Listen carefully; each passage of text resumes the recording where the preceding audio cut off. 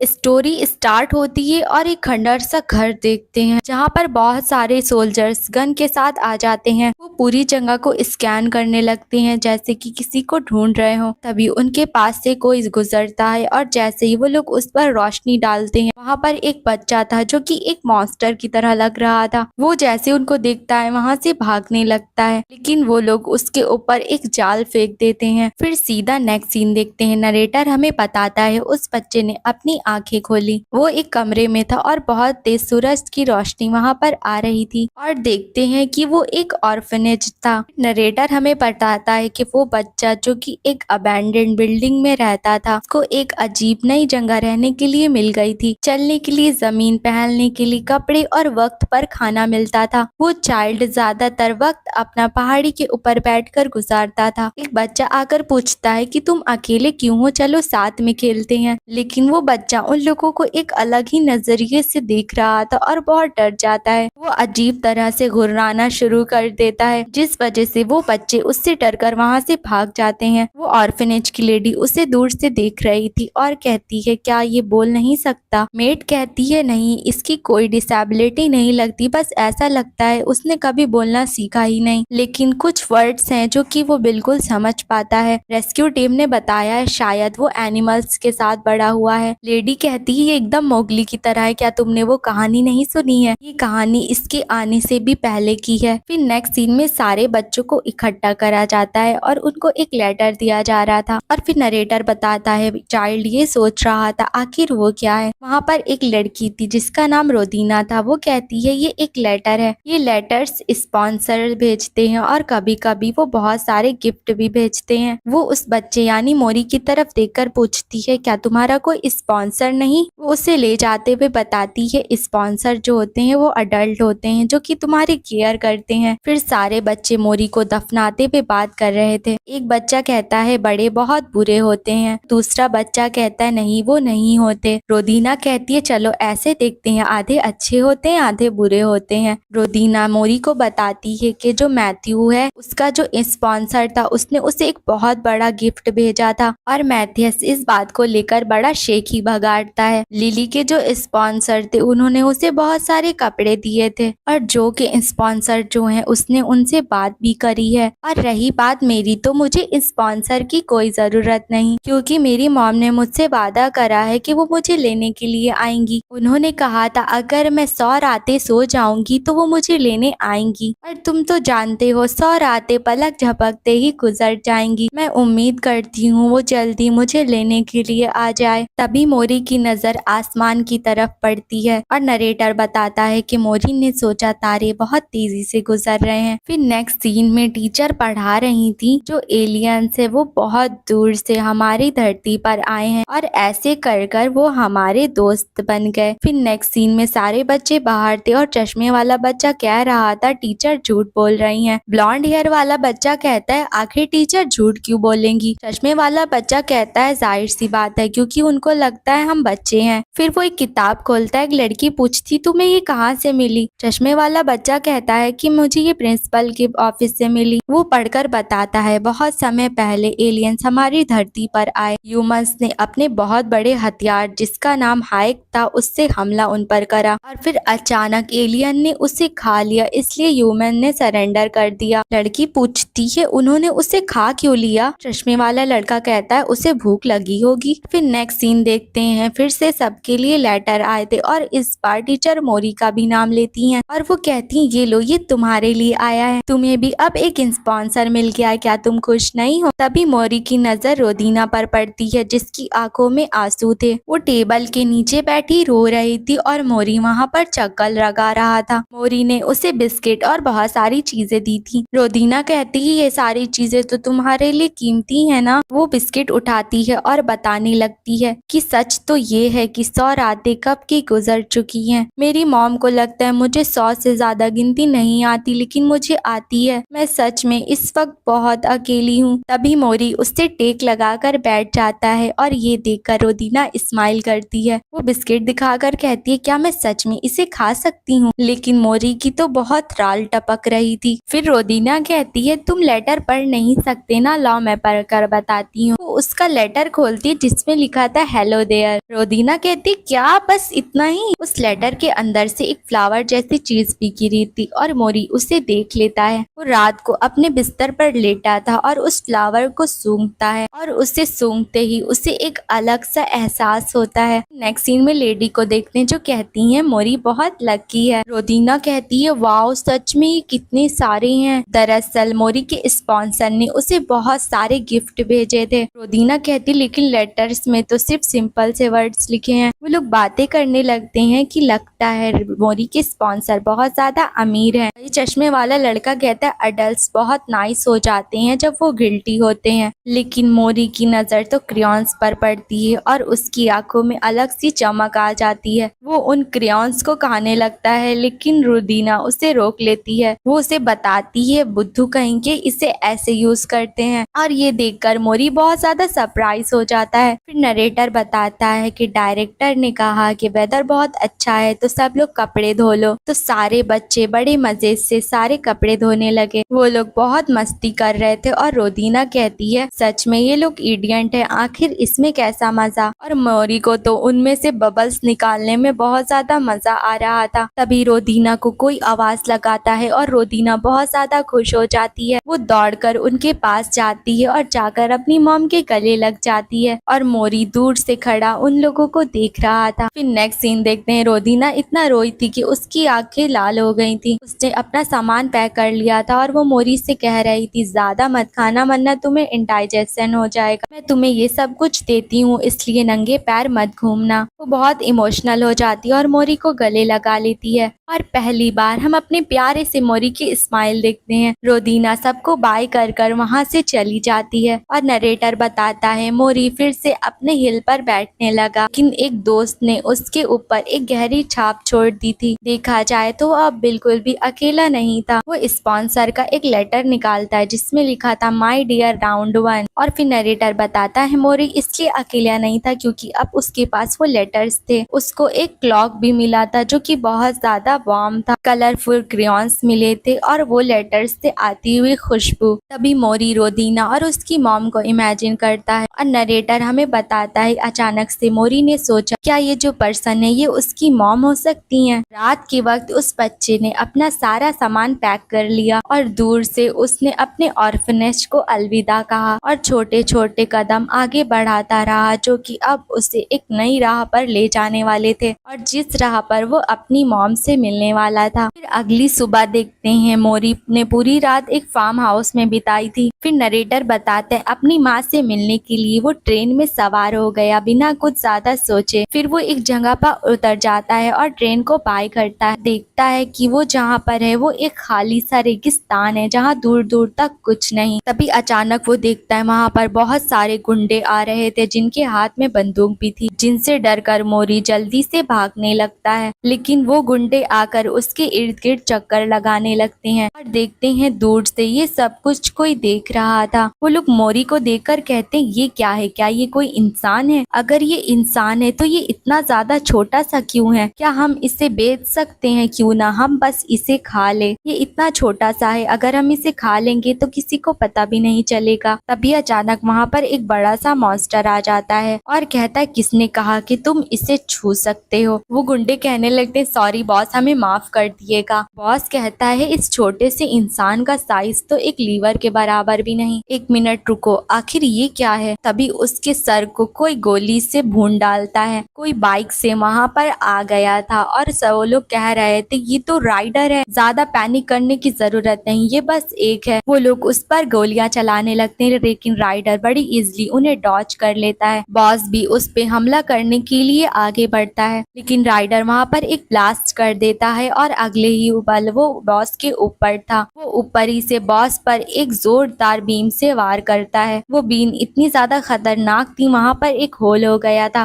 Rider कहता है तुम्हारी हिम्मत कैसे हुई मेरे इलाके में आने की? तभी उसकी नजर मोरी पर पड़ती है और वो कहता है आखिर ये क्या है? एआई बताओ मुझे आखिर ये क्या है? एआई उसको स्कैन करता है और कहते ये तो एक इंसान है। राइडर बड़ा खुश होकर कहता है अरे हेलो लिटिल वन, तुम बहुत ज्यादा डर गए होगे ना फिक्र मत करो, अब मैं आ गया हूँ। ये देखो, ये मेरा दोस्त है, इसका नाम एआई है, मैंने इसे क्रिएट करा है। ऐसा लगता है कि तुम खो गए हो, फिक्र मत करो, ये राइडर तुम्हें तुम्हारे घर पहुंचा देगा। और ये सुनकर मोरी की आंखों में फिर से चमक आ जाती है। राइडर सोचता है इसको बेचकर तो हमें सिर्फ 300 मिलेंगे, क्या हमें इसे केव्स में जिंदा बेच देना चाहिए? कुछ पागल फॉल्स इसे टॉय की तरह इस्तेमाल करेंगे। वैसे इसके कपड़े भी काफी अच्छे लग रहे हैं, अगर हम इसे ऑक्शन में बेच दे तो। राइडर उसके कपड़े चेक करता है और उसकी हालत बहुत ज्यादा खराब हो जाती है। वो कहता है, अरे अरे, मैं तो लेट हो रहा हूँ, माफ करना, मैं अभी बहुत बिजी हूँ, तुम अपना रास्ता खुद ढूंढ लोगे, इसलिए बाद में मिलते हैं, बाय बाय। वो जाते हुए कहता है, अबे यार, अभी तो मैं फंसने वाला था, वो वही सिंबल था ना, अभी मैं अपनी लाइफ बस तबाही करने वाला था। एआई कहता है कि इसी को डर कर भागना बोलते हैं। राइडर कहता है, तुम अपना मुंह बंद रखो, मैं इतना ज्यादा डर गया था कि मेरा गला ही सूख गया। तभी उसे कोई पानी देता है और राइडर कहता है थैंक्स, लेकिन फिर से अचानक से उसे सदमा लग जाता है। वो देखता है कि मोरी उसी की बाइक से चिपका हुआ था। वो कहता है, आखिर तुम कब यहाँ पर आ गए, क्या कर रहे हो, जल्दी से मेरी बाइक से उतर जाओ।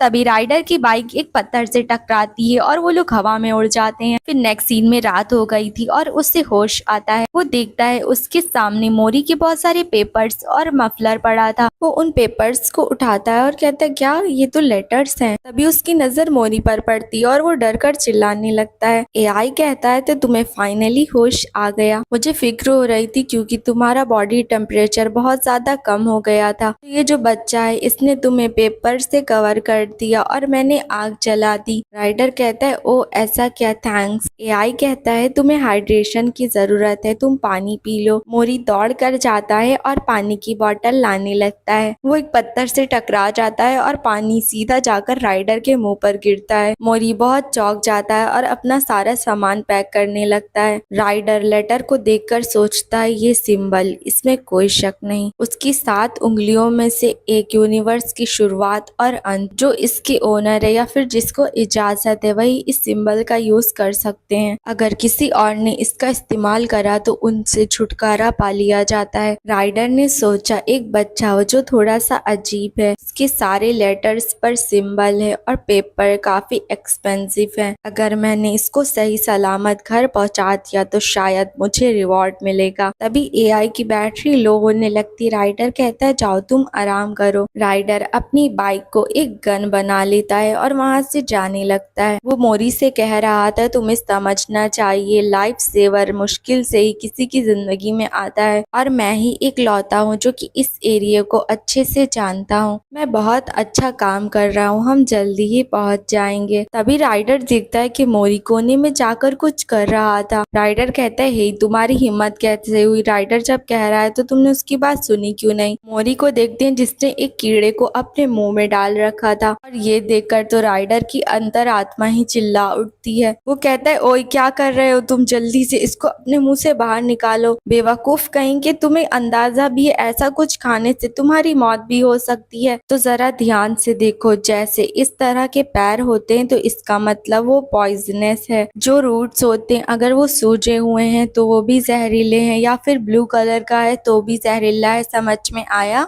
और वो सोचता है, मुझे लगता है अब ये समझ गया होगा, कोई मुसीबत नहीं खड़ी करेगा। अगले ही सीन में मोरी राइडर की बाइक पर कलर्स करने लगता है। तो राइडर कहता है, रुक जाओ, ऐसा मत करो, रुक जाओ, उसको छूना मत। ये बताओ तुम कीचड़ में क्या कर रहे हो, बाहर आओ। राइडर ने उसे नहला दिया था और कहता है, क्या अब तुम अपसेट हो गए जाकर? फिर नेक्स्ट सीन में वो लेटा सोच रहा था, आखिर मैं ये क्या कर रहा हूँ। मोरी कुछ ड्रॉ कर रहा था। राइडर उससे पूछता है, तुम क्या ड्रॉ कर रहे हो? मोरी कुछ बताने लगता है। राइडर सोचता है, भाई मुझे कुछ भी समझ नहीं आ रहा। तभी उसकी नजर उसके बॉक्स पर पड़ती है जिस पर मोरी लिखा हुआ था और राइडर सोचता है इसका नाम मोरी है। वो मोरी से पूछता है, ये बताओ तुमने ब्लैक ब्लैक चीज क्या बनाई है? मोरी राइडर की तरफ इशारा करता है। राइडर कहता है, क्या ये मैं हूँ? राइडर काफी देर तक बैठकर उस ड्राइंग को देखता रहता है क्योंकि ये पहली बार था कि किसी ने उसे ड्रॉ करा था। एआई कहता है, ओहो राइडर, तुम काफी अच्छे मूड में लग रहे हो। राइडर कहता है, किसने कहा कि मैं अच्छे मूड में हूँ? एआई मोरी से कहता है, जो राउंड चीज है ये तो फिर मैं होऊंगा, तुम्हारी ऑब्जर्वेशन स्किल्स तो बहुत अच्छी हैं। और मोरी को देखकर राइडर स्माइल करता है। फिर नेक्स्ट डे देखते राइडर कहता है, ठीक है, जब हम इस पहाड़ को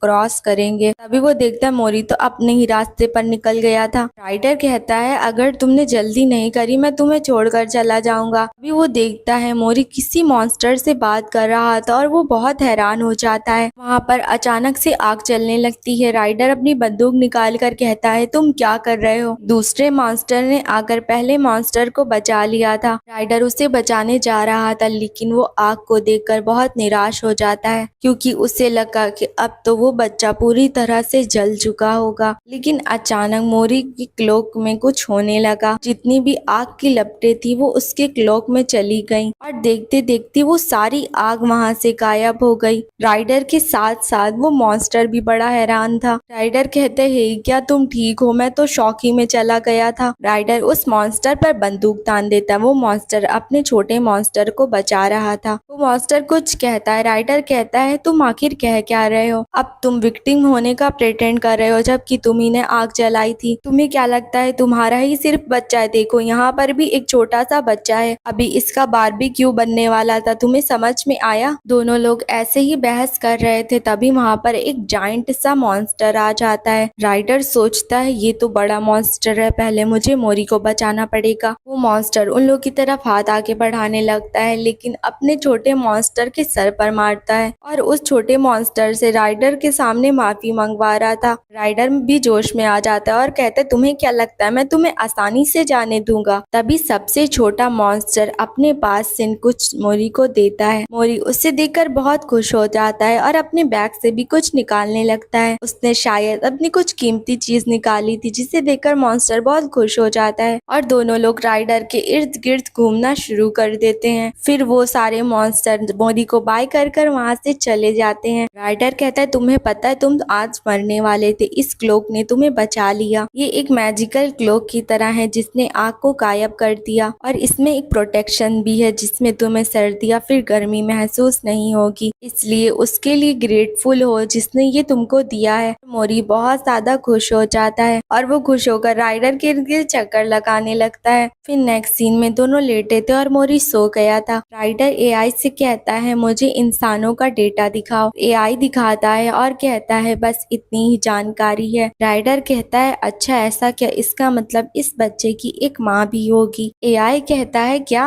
माँ। राइडर कहता है हाँ, हम लोगों से उल्टे जो कि डिवाइड होते हैं, ह्यूमंस रिप्रोड्यूस करते हैं। काफी समय पहले जो मास्टर थे वो अर्थ से दूर स्पेस में चले गए और जब वो वापस लौट कर आए तो बहुत सारे जीव जंतुओं का जन्म हो चुका था, एनिमल्स को छोड़कर जिनके अंदर बहुत ज्यादा लालच और वायलेंस था, और वो थे इंसान। उन्हें इस बात पर भरोसा था कि जो कुछ है सब कुछ उनका है और ऐसे करते करते बहुत सारे इंसान पैदा हो गए लेकिन धीमे धीमे कर कर उनकी संख्या कम होती जा रही थी और वो गायब होते जा रहे थे। ये देखकर कि हालात इस हद तक पहुंच चुके थे, ऐसा लगता था कि पावरफुल लोगों को भी अपने बच्चों की चिंता नहीं। राइडर मोरी की तरफ देखता है और उसके छोटे छोटे हाथों को छूने लगता है। तभी मोरी राइडर की उंगली पकड़ लेता है और एक प्यारी सी स्माइल करता है जिसे देखकर राइडर को एक अलग सा एहसास होता है। फिर किसी की आवाज आती है जो कह रहा था कि ये बहुत अजीब है, जंगल के आसपास जितने भी जानवर हैं वो डिटेक्ट नहीं हो रहे, तो हम इस बात को अनदेखा नहीं कर सकते हैं। ऐसा लगता है शायद ये इस क्लॉक की वजह से। आखिरकार मैंने ढूंढ लिया, वो भी बिना फेल हुए। और वो पर्सन ये मोरी और राइडर को देखकर कह रहा था। मोरी की आंख खुलती है और वो देखता है वो इस वक्त हिल पर बैठा हुआ था, लेकिन फिर वो सोकर उठता है और वो देखता है वो राइडर के साथ था। राइडर कहता है तुम उठ कर जरा अपने सामने देखो, यहाँ पर कितनी बड़ी सिटी है। मोरी उतरता है और देखता है सच में वो सिटी काफी बड़ी थी। तभी अचानक बहुत तेज वाव चिल्लाने की आवाज आती है। वहाँ पर 3 मॉन्स्टर आते हैं जो मोरी को देखकर कह रहे थे कि तुम कितने क्यूट हो, तुम कितने प्यारे हो, तुम सरप्राइज हो गए क्या, तुम कितने छोटे से हो। तभी राइडर उन लोगों को दूर करता हुआ कहता है रुको रुको, तुम्हें कोई आइडिया भी है इसकी कीमत कितनी ज्यादा है? अगर तुम इसे छूना चाहते हो तो तुम्हें पे करना पड़ेगा वरना दफा हो जाओ। एआई कहता है मोरी तुम तो काफी पॉपुलर हो गए। राइडर एक रूम में आता है। 2 मॉन्स्टर कहते हैं क्या तुम इस चाइल्ड के ओनर हो, क्या हम इसे टच कर सकते हैं? लेकिन राइडर मना कर देता है। फिर एक मॉन्स्टर जिसका नाम वैलेंटाइन था वो कहता है तो क्या हाल चाल है राइडर, आखिर तुम्हारे इरादे क्या है, तुमने इंसान के बच्चे को पालना कब डिसाइड कर लिया? राइडर कहता है कि ये खाने के लिए नहीं है, इसलिए गलत अंदाजे मत लगाना। वैलेंटाइन कहता है ये फनी है, जो इस वक्त इंसानों को खाते हैं वो बारबेरिक हैं। राइडर उसको लेटर दिखाते हुए कहता है क्या तुमने पहले ये सिंबल देखा है? वैलेंटाइन कहता है हाँ, एक खरीदारी के बीच में मैंने ये सिंबल देखा था और मुझे लगता है कि ये सिंबल सिटी से है। राइडर कहता है इसका मतलब ये लोग सिटी में रहते हैं? वैलेंटाइन कहता है हाँ बिल्कुल, इस बच्चे के काले बाल है और जिसके साथ मैंने सौदा किया था उस आदमी के भी बाल काले थे। राइडर पूछता है तो वो यहाँ पर क्यों आए थे? वैलेंटाइन कहता है वो उसका तो एक रीजन था। राइडर कहता है खैर मुझे पावर बार्स और सोलर चार्जिंग पॉड चाहिए। वैलेंटाइन कहता है तो इसके 50 हुए। राइडर कहता है क्या मुझे देकर पैसे बढ़ा दिए, मैं सिर्फ 35 दूंगा। वैलेंटाइन कहता है आखिर तुम क्या बकवास कर रहे हो, तुम्हें अंदाजा भी आजकल ये सब कितना एक्सपेंसिव हो गया है। राइडर कहता है तुम्हें क्या लगता है तुम मुझे बेवकूफ बना सकते हो? वैलेंटाइन कहता है ठीक है मैं सिर्फ 42 लूंगा, लेकिन उससे कम नहीं होगा। भाई कहता है मेरी बैटरी 70% बची है, कैसा रहेगा, हम उसे बेचते? राइडर कहता है नहीं, इसे बेचना बर्बादी होगी। एआई कहता है तो फिर कैसा रहेगा, मैं सामान को बेचते? राइडर कहता है तुम चाहते हो हम भूख से मर जाए? कुछ सिक्के और मोरी को जो मॉन्स्टर ने एक क्रिस्टल दिया था वो देता है। वैलेंटाइन कहता है ओहो ये तो थॉमस स्टोन है, क्या तुम्हें इस बारे में नहीं पता? वैलेंटाइन उस क्रिस्टल को तोड़ देता है और इस वजह से मोरी बहुत कुर्राना शुरू कर देता है। वैलेंटाइन कहता है अरे जरा उसकी तरफ देखते और देखते हैं कि वो क्रिस्टल दोबारा से जुड़ गया था। वैलेंटाइन कहता है तुम्हें क्या लगता है ये खुद से कैसे जुड़ा? ये रोशनी को खाता है और रात के वक्त चमकता है। राइडर कहता है तब तो ये काफी एक्सपेंसिव होगा ना? वैलेंटाइन कहता है यह इतना पॉपुलर हो चुका है कि ये अब किसी काम का नहीं। राइडर उस क्रिस्टल को मोरी की तरफ फेंकता है लेकिन वो क्रिस्टल दूर जाकर गिर जाता है। मोरी उस क्रिस्टल को लेने के लिए जाता है लेकिन वो देखता है कि कोई और भी उसकी तरफ अपना हाथ आगे बढ़ा रहा था। मोरी उसकी तरफ देखता है तो वहाँ पर एक क्रीपी सा मॉन्स्टर था। मोरी क्रिस्टल उठाता है और चुपचाप वहाँ से जाने लगता है। वो मॉन्स्टर मोरी को पकड़ता है और अपने पेट में पोर्टल जैसी दिखने वाली चीज में उसे डाल लेता है और मोरी वहाँ अंधेरे में डर कर चिल्लाना शुरू कर देता है। थोड़ी देर बाद राइडर की नजर पड़ती है और वो सोचता है मोरी कहाँ चला गया। तभी उसकी नजर उसी क्रीपी मॉन्स्टर पर पड़ती है और उसे कुछ अजीब लगता है। वो उस मॉन्स्टर को रुकने के लिए कहता है लेकिन वो उसकी बात नहीं सुन रहा था। तभी वो मॉन्स्टर ऊपर से नीचे कूद जाता है और राइडर को समझ नहीं आ रहा था। एआई डिटेक्ट कर बताता है उसकी पॉकेट में एक इंसान है। राइडर कहता है वो गधा वो मोरी को लेकर जा रहा है। वो एआई से कहता है कि हम दोनों उसे दोनों तरफ से घेर लेंगे, ठीक है? एआई पूरे रास्ते को स्कैन करने लगता है और उसे 14 रास्ते मिलते हैं। वो राइडर को बताता है डायरेक्शन के हिसाब से वो दूसरे रास्ते पर जाएगा। मॉन्स्टर को देखते हैं जिसकी नजर एक ड्रम पर पड़ती है। एआई उसे डायरेक्शन बताए जा रहा था कि उसे किधर जाना है। फिर एक मॉन्स्टर को देखते हैं जो सब लोगों को बता रहा था कि मेरा मास्टरपीस जिसे बनाने में पूरा 1 साल लगा है वो फाइनली पूरा हो चुका है। और बेचारे के सालों के मास्टरपीस को राइडर एक पल में तोड़ देता है, जिस वजह से वो बेचारा तो सदमे में चला जाता है। और मोरी को देखते हैं जिसे इस वजह से अंदर काफी झटके लग रहे थे। राइडर बस उस मॉन्स्टर के पास पहुंच ही गया था, लेकिन राइडर अचानक से रुक जाता है क्योंकि उसके सामने एक खाई थी। वो एआई से कहता है क्या तुम सीरियस हो? एआई कहता है इसी वक्त यहाँ से कूद जाओ और राइडर वहाँ से कूद जाता है। मॉन्स्टर देखता है कि वो कूद गया। वो जैसे ही जाने लगता है एआई उसके सामने बाइक बनकर आ जाता है और पीछे की तरफ से उसे राइडर ने घेर लिया था। मॉन्स्टर कहता है कि तुम आखिर मेरा पीछा क्यों कर रहे हो? राइडर कहता है मोरी अगर तुम वहाँ पर हो, अगर तुम मुझे सुन रहे हो तो मुझे जवाब दो। अंदर से आवाज आने लगती है। एआई स्कैन कर बताता है ये 98% मोरी की आवाज है। राइडर कहता है मेरा इंसान मुझे वापस करो। मॉन्स्टर कहता है आखिर तुम क्या बात कर रहे हो? राइडर कहता है मुझे बेवकूफ बनाने की कोशिश मत करो, वो छोटा सा इंसान जो तुम्हारी पॉकेट में है। मॉन्स्टर कहता है तुम क्या कह रहे हो, इसे मैं बड़ा कर रहा हूँ तो ये मेरी चीज है। एआई बताता है कि मोरी का डर का लेवल बढ़ता ही जा रहा है। राइडर को बहुत गुस्सा आ जाता है और वो गन निकाल कर कहता है बकवास करना बंद करो और उसे जल्दी वापस करो।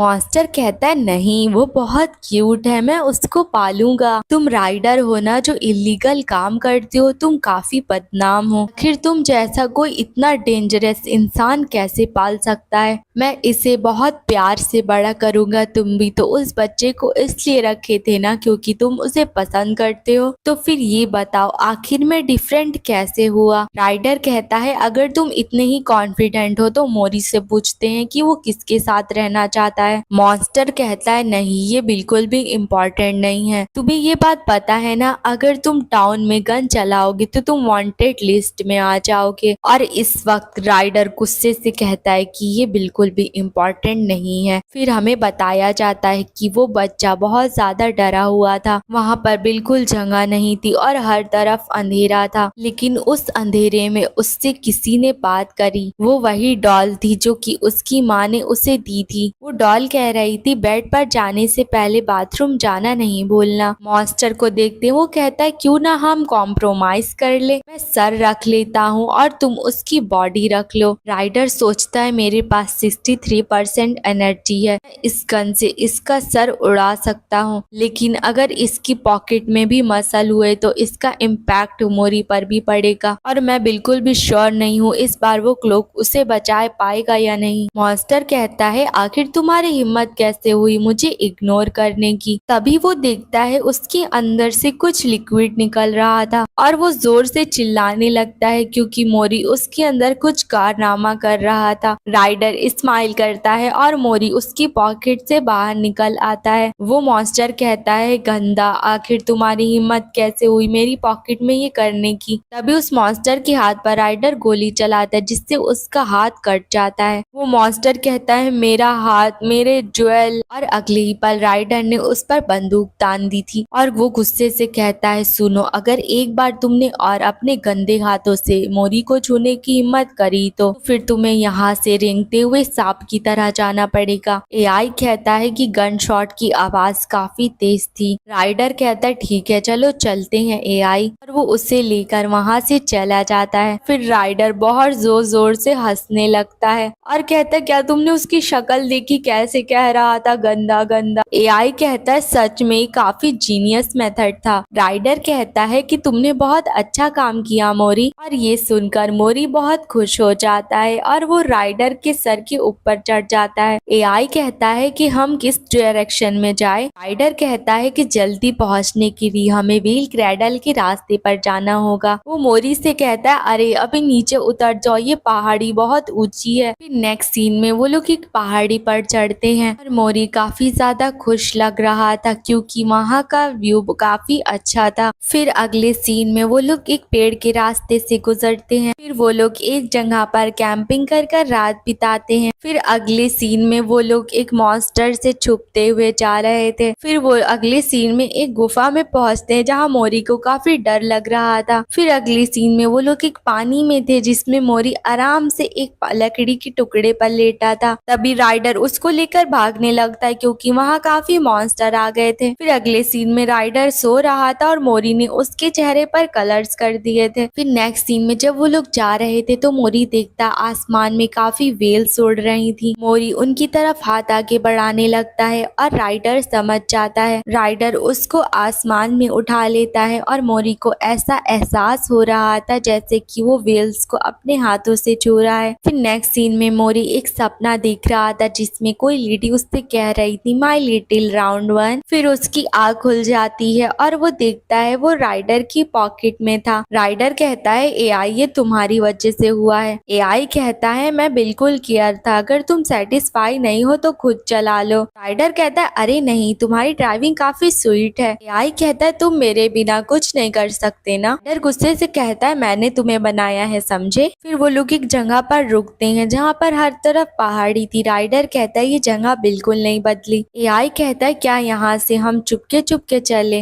राइडर कहता है वो रात के समय पर यहाँ पर घूमते हैं, अगर उन लोगों ने हमारे पैर तोड़ दिए तो हमें लंबा रास्ता लेना पड़ सकता है। हे मोरी मैं तुमको कुछ अमेजिंग दिखाता हूँ। एआई कहता है हे मोरी तुम ज्यादा सुरक्षित नहीं हो, हमारे पास वो सुपर क्लोक भी है। राइडर कहता है जरा देखो तो ये तो एकदम एक गेंद की तरह लग रहा है। तभी एआई कहता है राइडर हमारी तरफ कुछ बड़ी तेजी से आ रहा है। राइडर कहता है क्या हमारी तरफ कुछ हंटर्स भेजे गए हैं। तभी राइडर को एक तेज झटका लगता है और वो कहता है मुझे बुरी फीलिंग फीलिंग आ रही है। अब हमारे प्लान्स चेंज हो रहे हैं, जल्दी से एक बाइक में बदल जाओ। राइडर बाइक लेकर जाने लगता है। एआई कहता है वो हमारे पास आता जा रहा है। तभी राइडर अपनी गन निकाल लेता है और उस तरफ एक जोर से बीन फायर करता है। फिर राइडर देखकर हैरान होता है, वो पर्सन जो भी था उस हमले को एक बॉल के अंदर भरे ले रहा था। और देखते हैं वहाँ पर वही मास्क वाला पर्सन था जो एक बार मोरी और राइडर को चुपके से देख रहा था। राइडर सोचता है कि ये नहीं हो सकता, मैंने कभी ऐसे हंटर के बारे में नहीं सुना जो ब्लैक होल्स को हैंडल कर सकता हो। क्या उन लोगों ने किसी ऐसे को हायर कर लिया सिर्फ इसलिए कि टाउन में गन शॉट की आवाजें सुनाई दी थी। और उस मास्क पर्सन को देखते हैं जो चुपचाप खड़ा था, कुछ कह नहीं रहा था। राइडर एआई से पूछता है मेरे कितने चांस हैं अगर मैं इससे लड़ाई करूं तो जीतने के। एआई कहता है सिर्फ 16%। राइडर कहता है क्या बस इतना ही? एआई कहता है 7% तो सिर्फ डिजास्टर के हैं। राइडर सोचता है एआई की बात हमेशा सही निकलती, इसका मतलब ये सच में डेंजरस है। राइडर सोचता है मुझे ये फाइट अवॉइड करनी चाहिए, लेकिन इस सिचुएशन में ये करो या मरो वाली बात है। बाइक भगाने लगता है और एआई से कहता है लिमिटर को रिलीज कर दो। उस पर वार्निंग का साइन आने लगता है और गन पूरी तरह से लोड हो जाती है। राइडर एक बीम फायर करता है, वहाँ पर एक जोर का धमाका होता है। राइडर कहता है ये बढ़िया, अगर हम उसे ब्रिज तक के ले जाएंगे तो सही रहेगा। वो लोग देखते हैं बर्फ का मलबा काफी तेजी से नीचे आ रहा था। राइडर काफी तेजी से बाइक भगाने लगता है और कहता है मोरी का स्कर पकड़े रहना। वो लोग ब्रिज पर आने वाले थे, तभी वो मास्क पर्सन राइडर पर हमला करता है, लेकिन उस हमले से राइडर बच जाता है। वो फिर से उस पर बीम फायर करता है, लेकिन फिर से वो मास्क पर्सन उसे ब्लैक होल में भर लेता है। राइडर सोचता है हम बस किसी तरह अगर ब्रिज पर पहुंच जाए तो। अगले ही पल में वो मास्क पर्सन उसके एकदम पास आ जाता है और फिर वो अचानक से दूर चला जाता है। राइडर सोचता है मैं देख पा रहा हूँ, पता नहीं क्यों, लेकिन इस आदमी को देखकर लगता है इसका कोई इरादा नहीं अटैक करने का। लेकिन अगले ही पल में वो मास्क पर्सन राइडर को गर्दन से पकड़ लेता है। राइडर उस पर गन चलाता है, लेकिन वो फिर से ब्लैक होल में भर लेता है। वो पर्सन राइडर का हाथ भी पकड़ लेता है और मोरी की तरफ हाथ आगे बढ़ाने लगता है। तभी वो मोरी का चेहरा देखता है जो काफी ज्यादा मासूम लग रहा था। फिर वो राइडर के गर्दन को छोड़ देता है। राइडर जल्दी से मौका पाकर वहाँ से निकल जाता है और कहता है कि तुम इस जगह से काफी अनजान हो, है ना? उस मास्क पर्सन को समझ नहीं आता। तभी वहाँ पर एक बड़ी सी वेल आ जाती है। राइडर उस वेल को पकड़ लेता है और एआई भी ट्रांसफॉर्म होने लगता है। वो मास्क पर्सन बस मोरी की तरफ देखे जा रहा था। फिर नेक्स्ट सीन में राइडर की आँख खुलती है और वो कहता है क्या मैं बेहोश हो गया था? एआई कहता है तुम कुछ देर के लिए सांस नहीं ले रहे थे। राइडर कहता है मोरी कैसा है? एआई कहता है वो बिल्कुल ठीक है।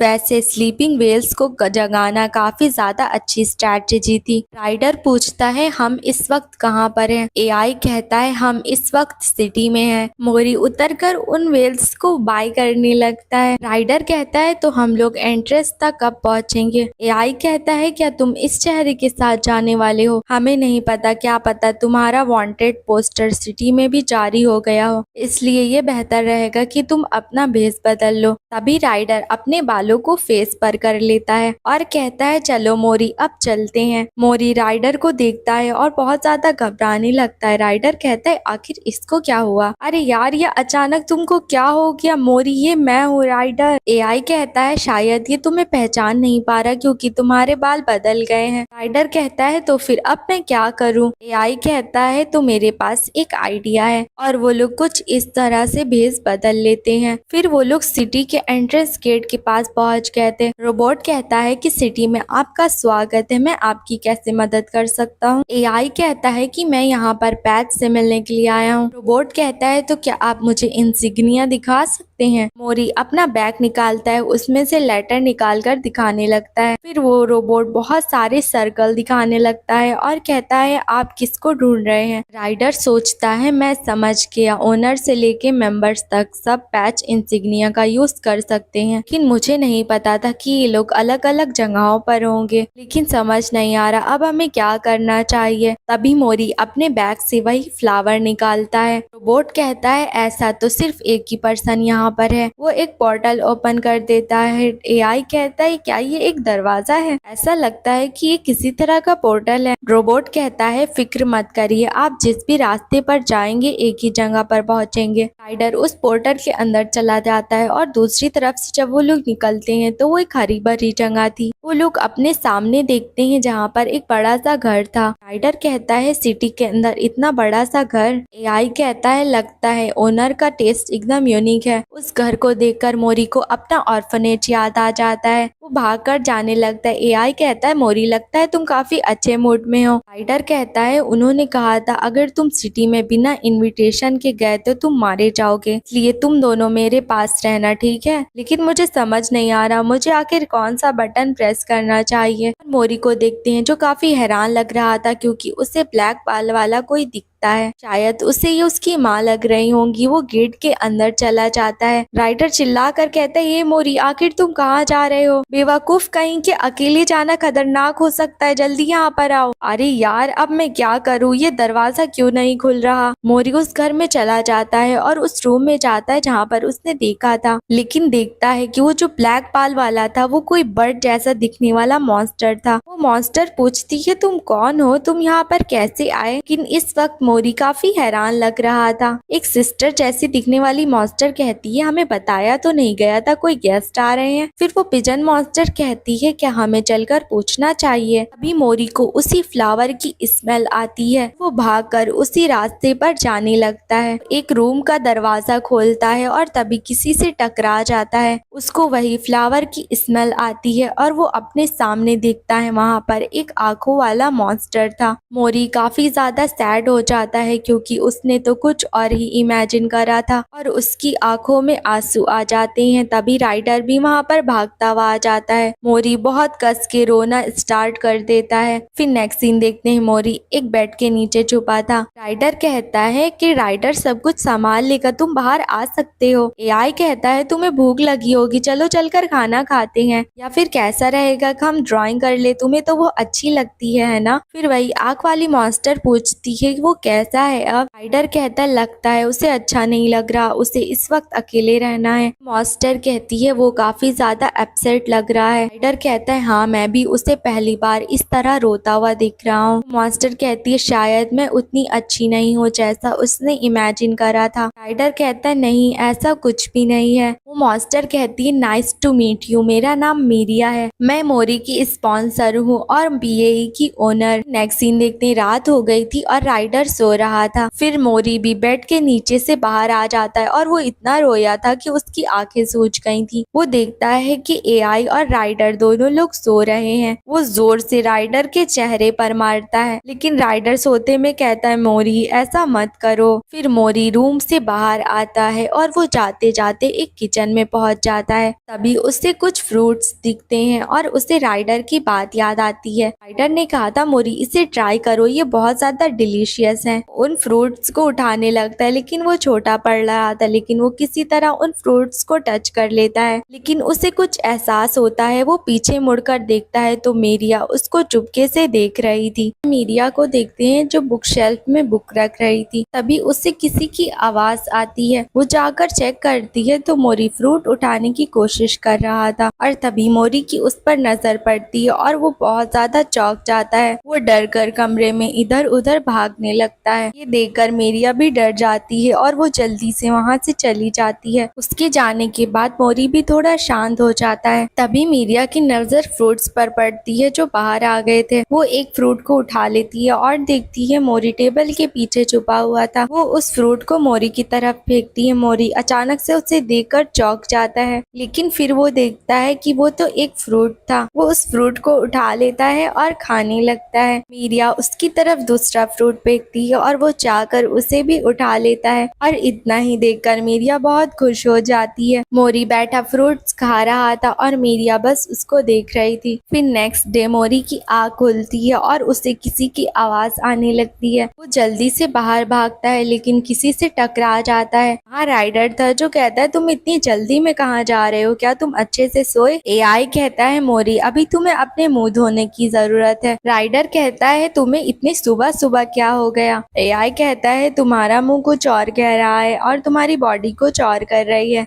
सुनो मोरी, मैं तुम्हें कल की बात बताता हूँ। फिर पिछली रात देखते हैं मीरिया राइडर से कह रही थी उसका दोस्त एक दिन अचानक शेल्टर से चला गया। मुझे कोई अंदाजा नहीं था कि वो यहाँ आने लगेगा। मुझे समझ नहीं आ रहा है आखिर मैं तुम्हारा शुक्रिया कैसे अदा करूँ। वो राइडर के सामने एक बॉक्स रखती है और कहती है खोलो इसे। राइडर उस बॉक्स को खोलता है तो उसमें एक स्टार जैसी चीज रखी थी। राइडर सोचता है अरे नहीं, ये तो स्टार फ्रेगमेंट है, इसकी कीमत तो 40,000 नहीं 60,000 होगी। और वो अपनी आंखों से कह रहा था कि मैं तो बहुत अमीर हो गया। तभी अचानक उसे मोरी याद आता है और उसके साथ बिताए हुए सारे पल। फिर उसे मोरी की वो प्यारी सी स्माइल याद आती है। राइडर कहता है मुझे अभी ये नहीं चाहिए, मेरा मतलब मैं इस बारे में सोचूंगा। मोरी मुझे बहुत पसंद करता है ना? वो मेरे बिना कुछ नहीं करता। अगर मैं अचानक से गायब हो जाऊंगा तो वो शॉक हो जाएगा। मेरा मतलब मैं जब तक उसके साथ रहूंगा जब तक उसे यहाँ की आदत नहीं हो जाती। मीरिया कहती है क्या तुम हमारे लिए ऐसा करोगे? राइडर कहता है ऑफ कोर्स, भले ही मैं और मोरी एक दूसरे को कम समय से जानते हैं लेकिन हमने जिंदगी और मौत का सामना एक साथ करा है। तभी वो अपने पीछे देखकर बहुत ज्यादा डर जाता है। मीरिया कहती है मैं तुम्हें इससे इंट्रोड्यूस कराती हूँ, ये मेरा एड जाइल है, प्लीज इसकी रूडनेस के लिए मुझे माफ कर देना। ये सोच रहा था कि तुम कोई किडनैपर हो जो मोरी को किडनैप कर रहे हो। राइडर कहता है मैं समझ सकता हूँ वो ऐसा क्यों सोच रहा था, कोई बात नहीं। फिर प्रेजेंट में एआई कहता है तो ऐसी बात थी। राइडर कहता है शांत हो जाओ मोरी, इतने डिफिकल्ट वर्ड समझ नहीं पाता। एआई कहता है तो फिर तुम उसके कान क्यों कवर कर रहे हो? राइडर कहता है मोरी क्या तुमने ये जगह पहले देखी है? तो क्यों ना तुम एआई के साथ इस जगह पर टहल लो। एआई कहता है हाँ ये अच्छा आइडिया है, चलो चलते हैं मोरी। फिर नेक्स्ट सीन देखते हैं। मीरिया कहती है तुम आ गए, चलो तुम जहाँ चाहो बैठ सकते हो। तो अब जब सब लोग आ गए हैं तो मैं बात शुरू करती हूँ। अभी भी हम शलाम से कांटेक्ट नहीं कर पा रहे हैं। राइडर कहता है कि शलाम कौन है? सिस्टर मॉन्स्टर कहती है कि तुम जज को जानते हो है ना? राइडर कहता है कौन जज को नहीं जानता, हाँ मैं जानता हूँ। फिर मीरिया बताती है जज द मास्टर ऑफ अर्थ और इस जिंदगी को रूल करने वाले। दो हार्ट इस यूनिवर्स को थामे रखते हैं और उनके 3 पैर हर चीज को बैलेंस करते हैं। और हम फिंगर्स को जिनको ब्लैक होल खोलने की शक्ति प्रदान की गई। और शलाम भी उन 7 में से एक है। जो ब्लैक होल जाइल यूज करता है वो एक छोटा सा टुकड़ा है जो कि मैंने उसे दिया है। शलाम का जो डोमेन है वो माउंटेन से लेकर रिवर तक फैला हुआ है और वो शेल्टर जिसमें मोरी रुका था ये जंगल के यहाँ पर है। ये सब शलाम के अंडर में आता है तो हमें उससे बात करना जरूरी है। ऐसा लग रहा था जब मोरी गायब हो गया तो वो शेल्टर से शलाम को कांटेक्ट नहीं कर पाए और हमें कई हफ्तों से मोरी के बारे में रेगुलर न्यूज लेटर नहीं मिला है। इस वजह से हमें ढूंढने में उसे बहुत ज्यादा देर हो गई थी। एक पिजन मॉन्स्टर कहती है कि ये इतना सीरियस नहीं है क्योंकि शलाम बहुत बिजी है और आजकल जब वो सो रहे होंगे तो उनसे मिलना इतना आसान नहीं होगा। मीरिया कहती हम उन्हें मैसेज भेजे जा रहे हैं लेकिन पता नहीं चल रहा कि क्या हो रहा है, इसलिए राइडर मोरी के साथ रहना जब तक हम लोग शलाम से कांटेक्ट नहीं कर लेते। राइडर कहता है ठीक है मैं समझ गया। एक पिजन मॉन्स्टर कहता है तो क्या अब हम रियल मीटिंग स्टार्ट करें? राइडर घबरा जाता है और सोचता है क्या रियल मीटिंग? तभी उसके सामने एक मिट्टी के बर्तन लाए जाते हैं और वो पूछता है आखिर ये क्या है? पिजन मॉन्स्टर कहती है कि ये मोरी का पर्सनल टेबल वेयर है, ये मैंने कल बनाया है। राइडर कहता है कि ये तो बहुत छोटा है, आखिर वो इससे खाएगा कैसे? पिजन मॉन्स्टर कहती है लेकिन मोरी भी तो बहुत ज्यादा छोटा सा है।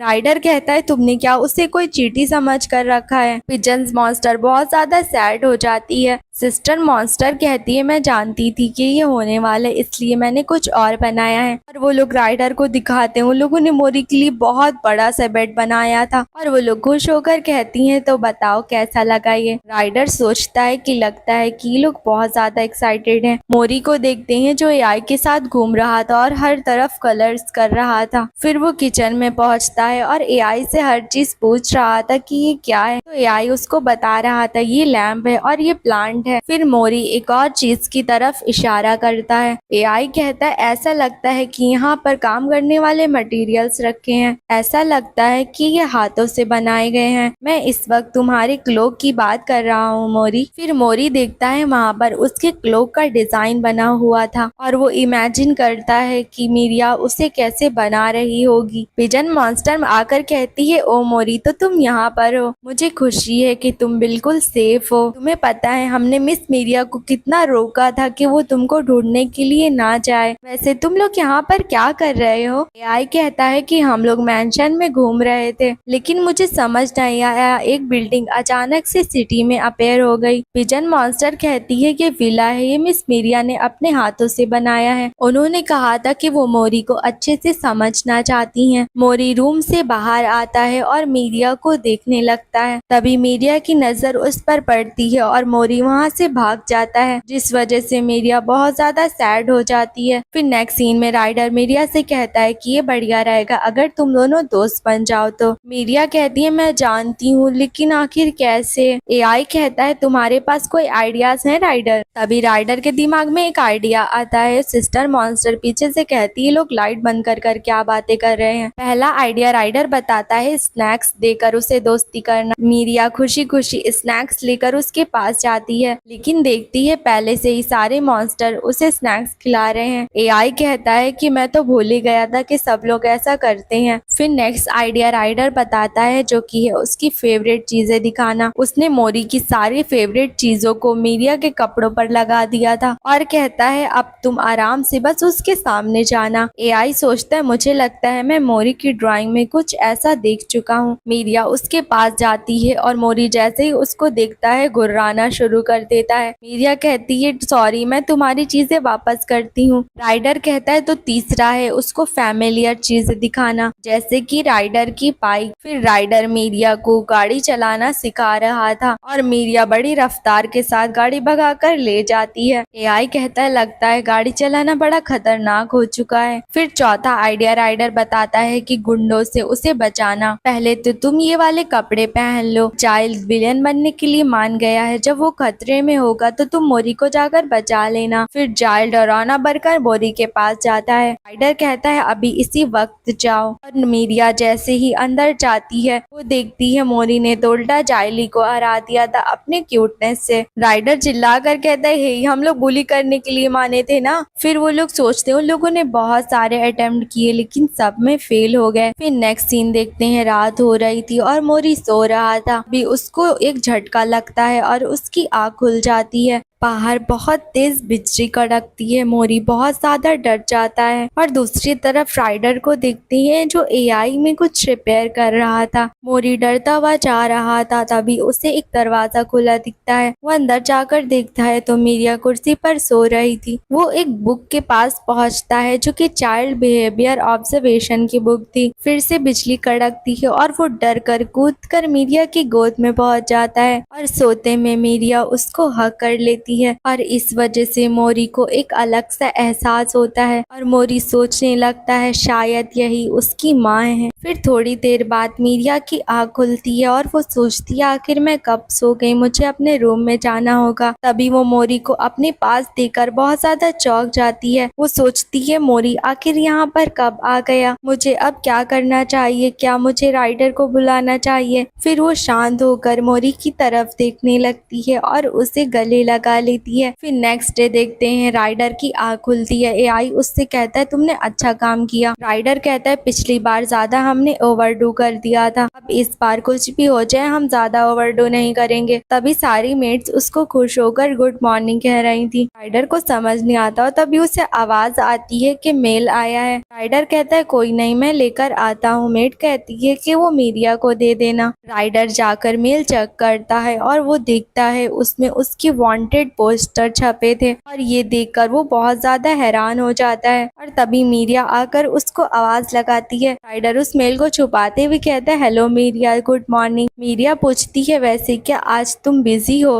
राइडर कहता है बिल्कुल नहीं, मेरे पास तो करने के लिए कुछ नहीं। मीरिया कहती है अच्छी बात है, दरअसल मुझे मोरी के कपड़ों के बारे में बात करनी थी। राइडर सोचता है मैं तो बिल्कुल भूल ही गया था, मैं इस वक्त एक वांटेड हूँ। मैं मोरी को रोता हुआ देखकर इतना सरप्राइज हो गया था कि सब कुछ भूल ही गया था। मीरिया कहती है ठीक है, तुम रेडी हो जाओ फिर हम चलते हैं। राइडर पूछता है हम कहाँ जा रहे हैं? मीरिया कहती है हम सेंटर जा रहे हैं। राइडर कहता है क्या सेंटर, तुम्हारा मतलब सिटी से? मीरिया कहती है हाँ बिल्कुल। राइडर के पसीने छूट रहे थे, वो सोचता लगता है मैं तो गया। फिर नेक्स्ट सीन देखते हैं, वो लोग एक क्लोथ शॉप में आए थे। राइडर पूछता है ये कौन सी जगह है? मीरिया कहती है मैं ज्यादातर अपने कपड़े यहीं से बनवाती हूँ। मास्टर बताती है आप वर्चुअली यहाँ से अपना डिजाइन देख सकते हैं और फिर उसे बनवा सकते हैं और हमारे पास 100% मटेरियल के कपड़े मिलते हैं। मीरिया कहती है कि ह्यूमंस के कपड़े ढूंढना बहुत मुश्किल है, तो मुझे लगा कि प्रोफेशनल पर ये काम छोड़ देना सही रहेगा। मास्टर कहती है हेलो मोरी, जैसा कि हमने सुना था तुम काफी डरते हो। हमारे पास मिस मीरिया की तरफ से काफी ज्यादा मेजरमेंट्स मिले थे। मोरी अपनी फेवरेट चीजों को देखकर बहुत ज्यादा खुश हो जाता है। राइडर कहता है ये डेंजरस है, किसी को भी इतनी आसानी से फॉलो कर लेना। राइडर सोचता है कि मैं काफी डर गया था, लेकिन मैंने एक्सपेक्ट नहीं किया था कि उसके पास एक पोर्टल होगा। सच में अमीर लोग एकदम डिफरेंट होते हैं। राइडर एआई से कहता है बताओ यहाँ पर कहाँ कैमरास हैं? एआई कहता है यहाँ सिक्योरिटी काफी टाइट है, इसलिए स्कैन करना थोड़ा मुश्किल है। जहाँ तक कि पता चला है 2 कैमरास दरवाजे के पास लगे हुए हैं। राइडर सोचता है अब मुझे क्या करना चाहिए, क्या मैं चुप रहूं और मेंशन वापस चला जाऊं या फिर इस जगह से भाग जाऊं? फिर मोरी ने कपड़े पहन लिए थे। राइडर उसको देखकर कहता है ओ माय गॉड इतना क्यूट। मीरिया तो उसको देखकर रोने लगती है। वो लोग उसे दूसरा ट्राई करवाते हैं और मीरिया कहती ये तो बहुत ज्यादा अच्छा है। राइडर कहता है रुको मैं एक ट्राई करता हूँ, और उसने तो मोरी को एकदम अपनी ही तरह बना लिया था। वो कहता है देखो अब लग रहा है ना ये कमाल का। एआई कहता है तुम दोनों ही का टेस्ट बहुत ज्यादा खराब है। और एआई ट्राई करता है तो उसने मोरी को अपने तरह कपड़े पहना लिए थे। वो कहता है देखो ये एकदम परफेक्ट लग रहा है। फिर ये मोरी कपड़े चेंज करता है जो कि मीरिया की तरह लग रहे थे। फिर वो दूसरे कपड़े चेंज करता है और राइडर उसे पकड़े था। तभी राइडर को ख्याल आता है 1 मिनट रुको, देखा जाए जो वांटेड पोस्टर छपा है उसमें मेरी गलती नहीं। टाउन में गोली चलाना इलीगल है, लेकिन वो मैंने मोरी को किडनैप करने से बचाने के लिए किया था। इसका मतलब अगर मैं उन्हें ये बात बताऊंगा तो वो लोग समझेंगे। वो मीरिया से कहता है मीरिया मुझे तुम्हें कुछ बताना है। और तभी उसे क्रीपी मॉन्स्टर की बात याद आती है जिसने कहा था तुम जैसा खतरनाक इंसान एक इंसान के बच्चे को कैसे पाल सकता है। इस वजह से राइडर घबराने लगता है और कुछ नहीं कह पाता। राइडर कहता है वो दरअसल मुझे कहना था तुमने जो मोरी को लेटर लिखे थे उसमें लिटिल राउंड 1 का मतलब क्या है? मैं बस जानने के लिए क्यूरियस हो रहा था। मीरिया अपने पास एक तस्वीर निकाल कर राइडर को दिखाती है और कहती है इसमें मोरी है। मैं डॉक्यूमेंट्स को चेक कर रही थी और उसमें सलाम का एक लेटर था। मुझे लगा था सिटी में कोई पर्चा बांटा जा रहा है, इसलिए मैं उसे इग्नोर कर रही थी। फिर मीरिया उसे प्ले करती और वो वही ऑर्फनेज के हिल का वीडियो था। मीरिया को दूर हिल पर कुछ नजर आता है और वो देखती है वहाँ पर मोरी बैठा हुआ था। उसे देखकर वो कहती है ये कितना गोल है, आखिर इतना कुछ गोल कैसे हो सकता है? फिर वो राइडर को बताती है उन लोगों ने कहा था कि मोरी कैमरा से काफी डरता था, इसलिए वो लोग उसकी फोटो नहीं ले पाए। और जब मैं अपनी सेंसेस में आई थी तब मैं मोरी के लिए गिफ्ट चूज करने लगी थी। ये बोरिंग है ना? राइडर कहता है नहीं बिल्कुल नहीं, ये तो काफी अच्छी शुरुआत है। मॉन्स्टर एआई से मटेरियल के बारे में बात कर रहा था, तभी अचानक वहाँ पर लाइट चली जाती है। मॉन्स्टर कहता है माफ करना मैं अभी इसे चालू कर देता हूँ। और अचानक से एक गोल सी रोशनी उन लोगों पर पड़ने लगती है और उस गोल रोशनी को देखकर मोरी बहुत घबराने लगता है। वो बहुत ज्यादा डर जाता है और वहाँ से भागने लगता है। देखकर राइडर और मीरिया दोनों हैरान हो जाते हैं। भागते हुए मोरी किसी से टकरा जाता है और वहाँ पर एक मॉन्स्टर मॉन्स्टर था। राइडर दौड़कर उसकी तरफ जाने लगता है। एआई कहता है राइडर वहाँ मत जाओ, वहाँ पर कैमरा है। राइडर जा रहा था और उस कैमरे का रुख राइडर की तरफ होने वाला था, लेकिन तभी मीरिया आकर राइडर को पकड़ लेती है और कैमरे के सामने आ जाती है और वो अपने हाथों से कुछ जादू करती है, जिस वजह से वहाँ पर फ्लावर्स आ जाते हैं। उससे स्लाइड होकर मोरी नीचे आने लगता है। वो दोनों पूछते मोरी क्या तुम ठीक हो, तुम्हें कहीं चोट तो नहीं लगी? देखो कितना पसीना निकल रहा है, क्या तुम्हें चोट लगी है? और ये देखकर मोरी की आंखों में आंसू आ जाते हैं। फिर नेक्स्ट सीन में वो लेटर्स को पकड़कर सो रहा था। मीरिया कहती है मुझे लगता है सिर्फ ये लाइट की वजह से नहीं। राइडर कहता है हाँ मुझे भी लगता है, मेरे गन की जो लाइट है वो बहुत ज्यादा है, लेकिन फिर भी इसने कोई रिएक्ट नहीं करा था। एआई कहता है हाँ जब राइडर ने पूरे जंगल में आग लगा दी थी तब भी उसने कोई रिएक्ट नहीं करा था। मीरिया कहती है हमने इलेक्ट्रॉनिक्स लाइट को हटाकर मेंशन में फ्लेम लाइट्स लगाई हैं, क्योंकि रिकॉर्ड्स के हिसाब से मोरी अपने दोस्त के साथ ऐसा ही करता था।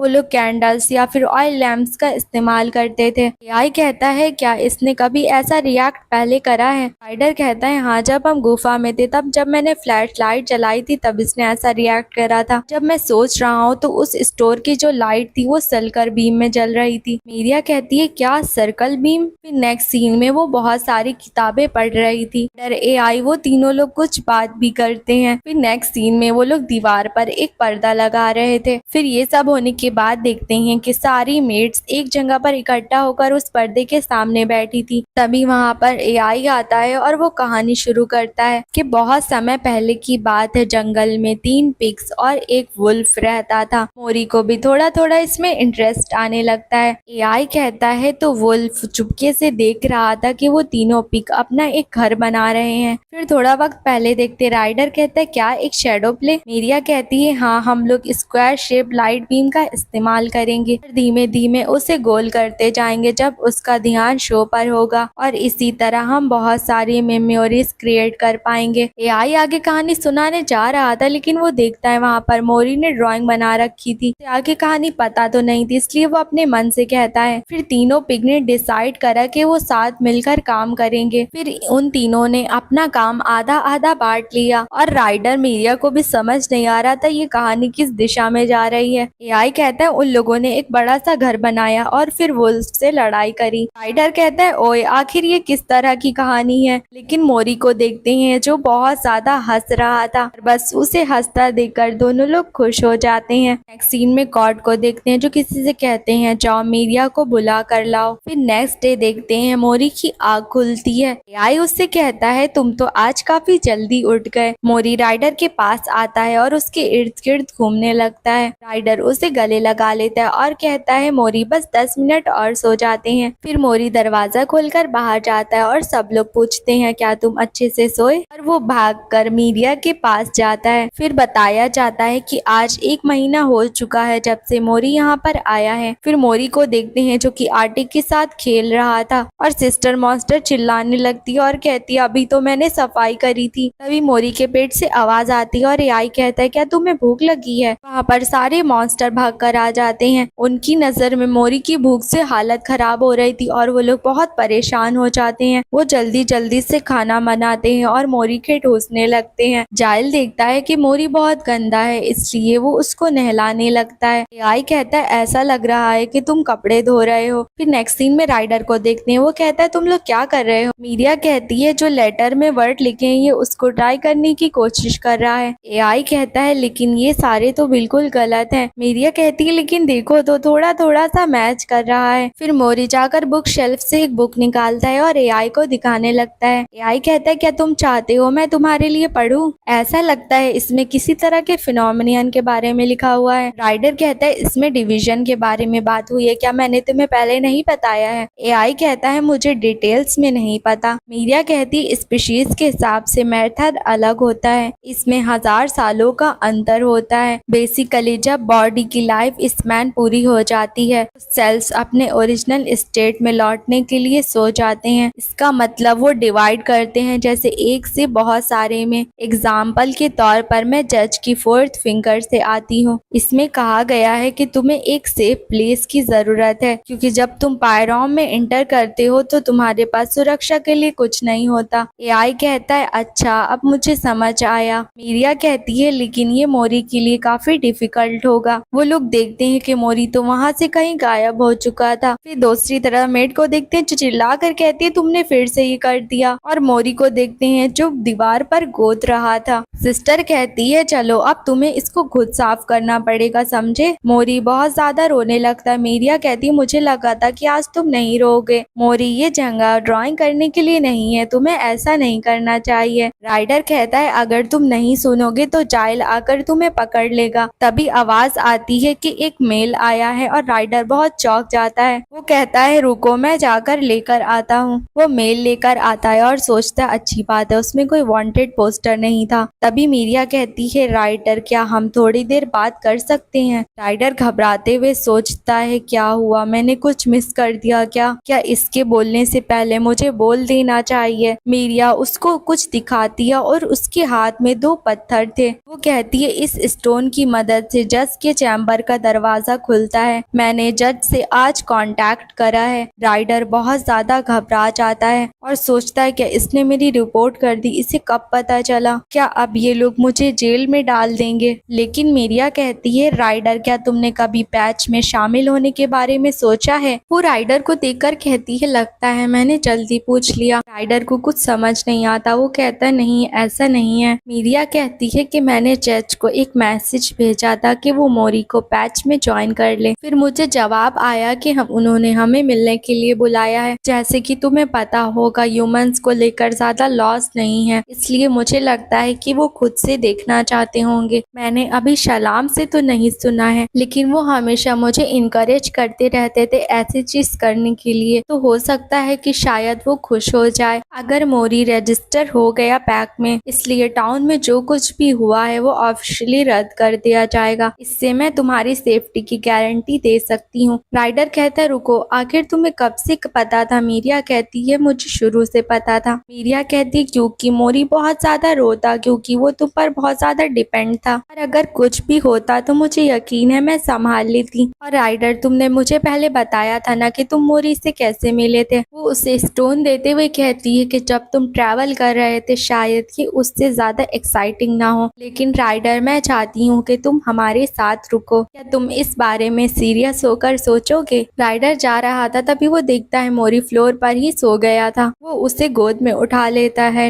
एआई उससे कहता है कि क्या हुआ, तुम्हारा चेहरा ऐसा क्यों लग रहा है। राइडर कहता है नहीं कुछ भी नहीं हुआ। फिर नेक्स्ट सीन में उन लोगों ने मोरी को रेडी कर दिया था और कहते हैं फर्स्ट इम्प्रेशन ज्यादा इम्पोर्टेंट होता है, और बाकी सब लोग बहुत ज्यादा नर्वस थे। अभी राइडर देखता है कि मोरी अपने बैग को पकड़ा हुआ था और वो समझ जाता है। वो कहता है मोरी मुझे दे दो, मैं तुम्हारे बैग का ख्याल रखूंगा। फिर वो वही स्टोन निकाल कर उसके 2 टुकड़े करता है और उसे एक डोरी में बांध कर मोरी को पहना देता है और कहता है कि मैं जा तो नहीं सकता, लेकिन इसकी वजह से मैं तुम्हारे पास ही रहूंगा। मीरिया आकर मोरी से कहती है मोरी अगर ये तुम्हारे लिए डिफिकल्ट है तो हम इसे पोस्टपोन कर सकते हैं। लेकिन मोरी सर हिलाता है, यानी कि उसको कोई दिक्कत नहीं। मीरिया पोर्टल ओपन करती है और कहती है मैं जाकर पहले उन्हें ग्रीट करती हूँ। जाइल और मोरी तब तक तुम लोग यहीं पर रुको और वैसा ही करना जैसे हमने प्रैक्टिस करी थी। मीरिया अंदर चली जाती है और मोरी पोर्टल के अंदर जाता है, और जब दूसरी तरफ से निकलता है तो थोड़ा हैरान था। इधर से राइडर और बाकी सब भी मॉनिटर पर ये सब देख रहे थे। मीरिया जाकर गॉड को ग्रीट करती है और वहाँ पर फिर जज आते हैं। मीरिया जाइल की तरफ इशारा करती है। जाइल कहता है मोरी एकदम सीधे मीरिया की तरफ जाओ, ठीक है। मोरी दौड़कर जाने लगता है और इधर से पिजन मॉन्स्टर्स कह रहे थे कितना क्यूट लग रहा है। मोरी जा रहा था तभी उसकी नजर पास खड़े मॉन्स्टर पर पड़ती है जो मोरी की तरफ देखता है, और मोरी बहुत स्टंट हो जाता है कि उसको वही गोल चमकता हुआ सर्कल दिख रहा था। इस वजह से मोरी लड़खड़ा कर वहीं पर गिर जाता है। मीरिया और राइडर भी काफी परेशान हो जाते हैं। मॉन्स्टर मोरी को उठाते हुए कहता है क्या तुम ठीक हो। मीरिया चिल्ला कर कहती है रुको, उसको पकड़ो मत, और मोरी अचानक से उस मॉन्स्टर के हाथ पर काट लेता है। मॉन्स्टर कहता है रुको आखिर ये तुम क्या कर रहे हो। लेकिन मोरी इतना ज्यादा काट रहा था कि उस मॉन्स्टर के खून निकलने लगता है। मीरिया अपना मैजिक यूज करने जा रही थी तभी दी आर्म्स कहते हैं कि तुम उसे यहाँ नहीं यूज कर सकती, और तभी दी जज उसको बेहोश कर देते हैं और कहते हैं मीडिया ऑफ पैच, तुम्हें इस सिचुएशन को एक्सप्लेन करना पड़ेगा। नेक्स्ट सीन देखते हैं, राइडर कह रहा था कि आखिर ये क्या बकवास है, ये तो अब्यूज है। मीडिया कहती है उन्होंने कहा है कि मोरी बहुत अनस्टेबल है और वो कह रहे हैं शायद ये मेरी वजह से, इसलिए उन्होंने डिसाइड करा है कि वो जज के डोमेन में उसे प्रोटेक्ट करेंगे। लेकिन राइडर को तो बहुत गुस्सा आ रहा था। मीडिया कहती है शलाम की सर्च पार्टी जज चैम्बर में कैसे पहुंची। फिर थ्रिलैक्स को देखते हैं जो कहते हैं कि मुझे समझ नहीं आ रहा शलाम डोमेन का चाइल्ड यहाँ पर कैसे आ सकता है, ये इतना दूर है कि एक बच्चा इसे इतनी आसानी से पार नहीं कर सकता। राइडर पूछता है ये कौन है, तो सिस्टर बताती है कि ये दी जज के थ्रिलैक्स हैं। फिर थ्रिलैक्स को देखते हैं, वो कहते हैं कि मुझे सच बताना, क्या तुम्हें इतना ज्यादा इंसान की इच्छा हो रही थी कि तुमने सीक्रेटली उसे शेल्टर से बाहर निकलवा लिया। मीडिया कहती नहीं, ऐसा नहीं है, मोरी अपनी ताकत से शलाम के डोमेन से बाहर निकला था। थ्रिलैक्स कहते हैं कि आखिर शलाम की बाउंड्रीज को एक इंसान कैसे तोड़ सकता है। मीडिया कहती है मैंने उसके लिए एक लोथ बनाया था, शायद उसकी वजह से हो सकता है। थ्रिलैक्स कहते हैं क्या तुमने जानबूझकर ऐसा करा था अपने गोल को पाने के लिए, लेकिन मीडिया कहती है ऐसा नहीं है, मैंने बस कुछ रिकॉर्ड्स देखे थे कि इंसान किसी रीजन की वजह से कमजोर हो सकते हैं, बस चाहती थी कि वो हेल्दी बड़ा हो और मेरे कोई इरादे नहीं थे। हमें फिक्र होने लगी थी क्योंकि कुछ समय थे मोरी के स्टेटस के बारे में पता नहीं चल रहा था। मेरा एड उसे चेक करने के लिए गया था और उसे पता चला कि मोरी गायब हो चुका है, इसलिए हमने उसे ढूंढना स्टार्ट कर दिया। ये पहली बार है कि मैं सुन रही हूँ शलाम की बाउंड्रीज कमजोर हो गई थी। और फिर एक ट्रैवलर था जो कि सिटी से मोरी को यहाँ पर ले आया था। दी जज पूछते हैं तो वो ट्रैवलर अभी कहाँ है। मीडिया थोड़ा शांत रहती है, फिर कहती है कि वो अब सिटी के अंदर नहीं है। दी जज कहते हैं तो तुम कह रही हो इसे प्रूफ करने का अब कोई रास्ता नहीं। मैंने सुना कि तुमने सिटी के अंदर भी उसको एक बार खो दिया था और वो बस किसी के पैरों के नीचे आने वाला था और फिर तुमने अपनी पावर यूज करी थी, वो सीरियसली हर्ट हो सकता था, तुम्हें पता है। मीडिया कहती है कि मैं लापरवाह हो गई थी, मुझे माफ कर दिए। थ्रिलैक्स कहते हैं वो अभी अनक्वालिफाइड है, हमें उससे ह्यूमन सोसाइटी भेजना पड़ेगा। पहली बात तो आखिर शेल्टर क्या कर रहा था जब एक इंसान का बच्चा डोमेन से गायब हो गया था, इसलिए हम उसे उस शेल्टर में वापस नहीं भेज सकते। मैं सोच रहा हूँ कि उसे रेस्ट्रिक्टेड एरिया में भेज दूं। मीडिया कहती है लेकिन इस बात का ध्यान रखिए कि वो इमोशनली अटैच नहीं हो पाता नई जगह पर। यही सेम हमारे साथ भी हुआ था। जो ह्यूमंस का एरिया है वो मोरी के लिए एकदम अलग है यहाँ से। थ्रिलैक्स कहते हैं तो बच्चे का क्या, वो बात तक नहीं कर पाता किसी से। मीडिया कहती है भले ही वो अभी बात ना कर पाता हो, लेकिन उस बच्चे को पता है अपने इमोशंस को कैसे एक्सप्रेस करना है, इसलिए मुझे इजाजत दे दी है कि मैं उससे बात कर सकूं।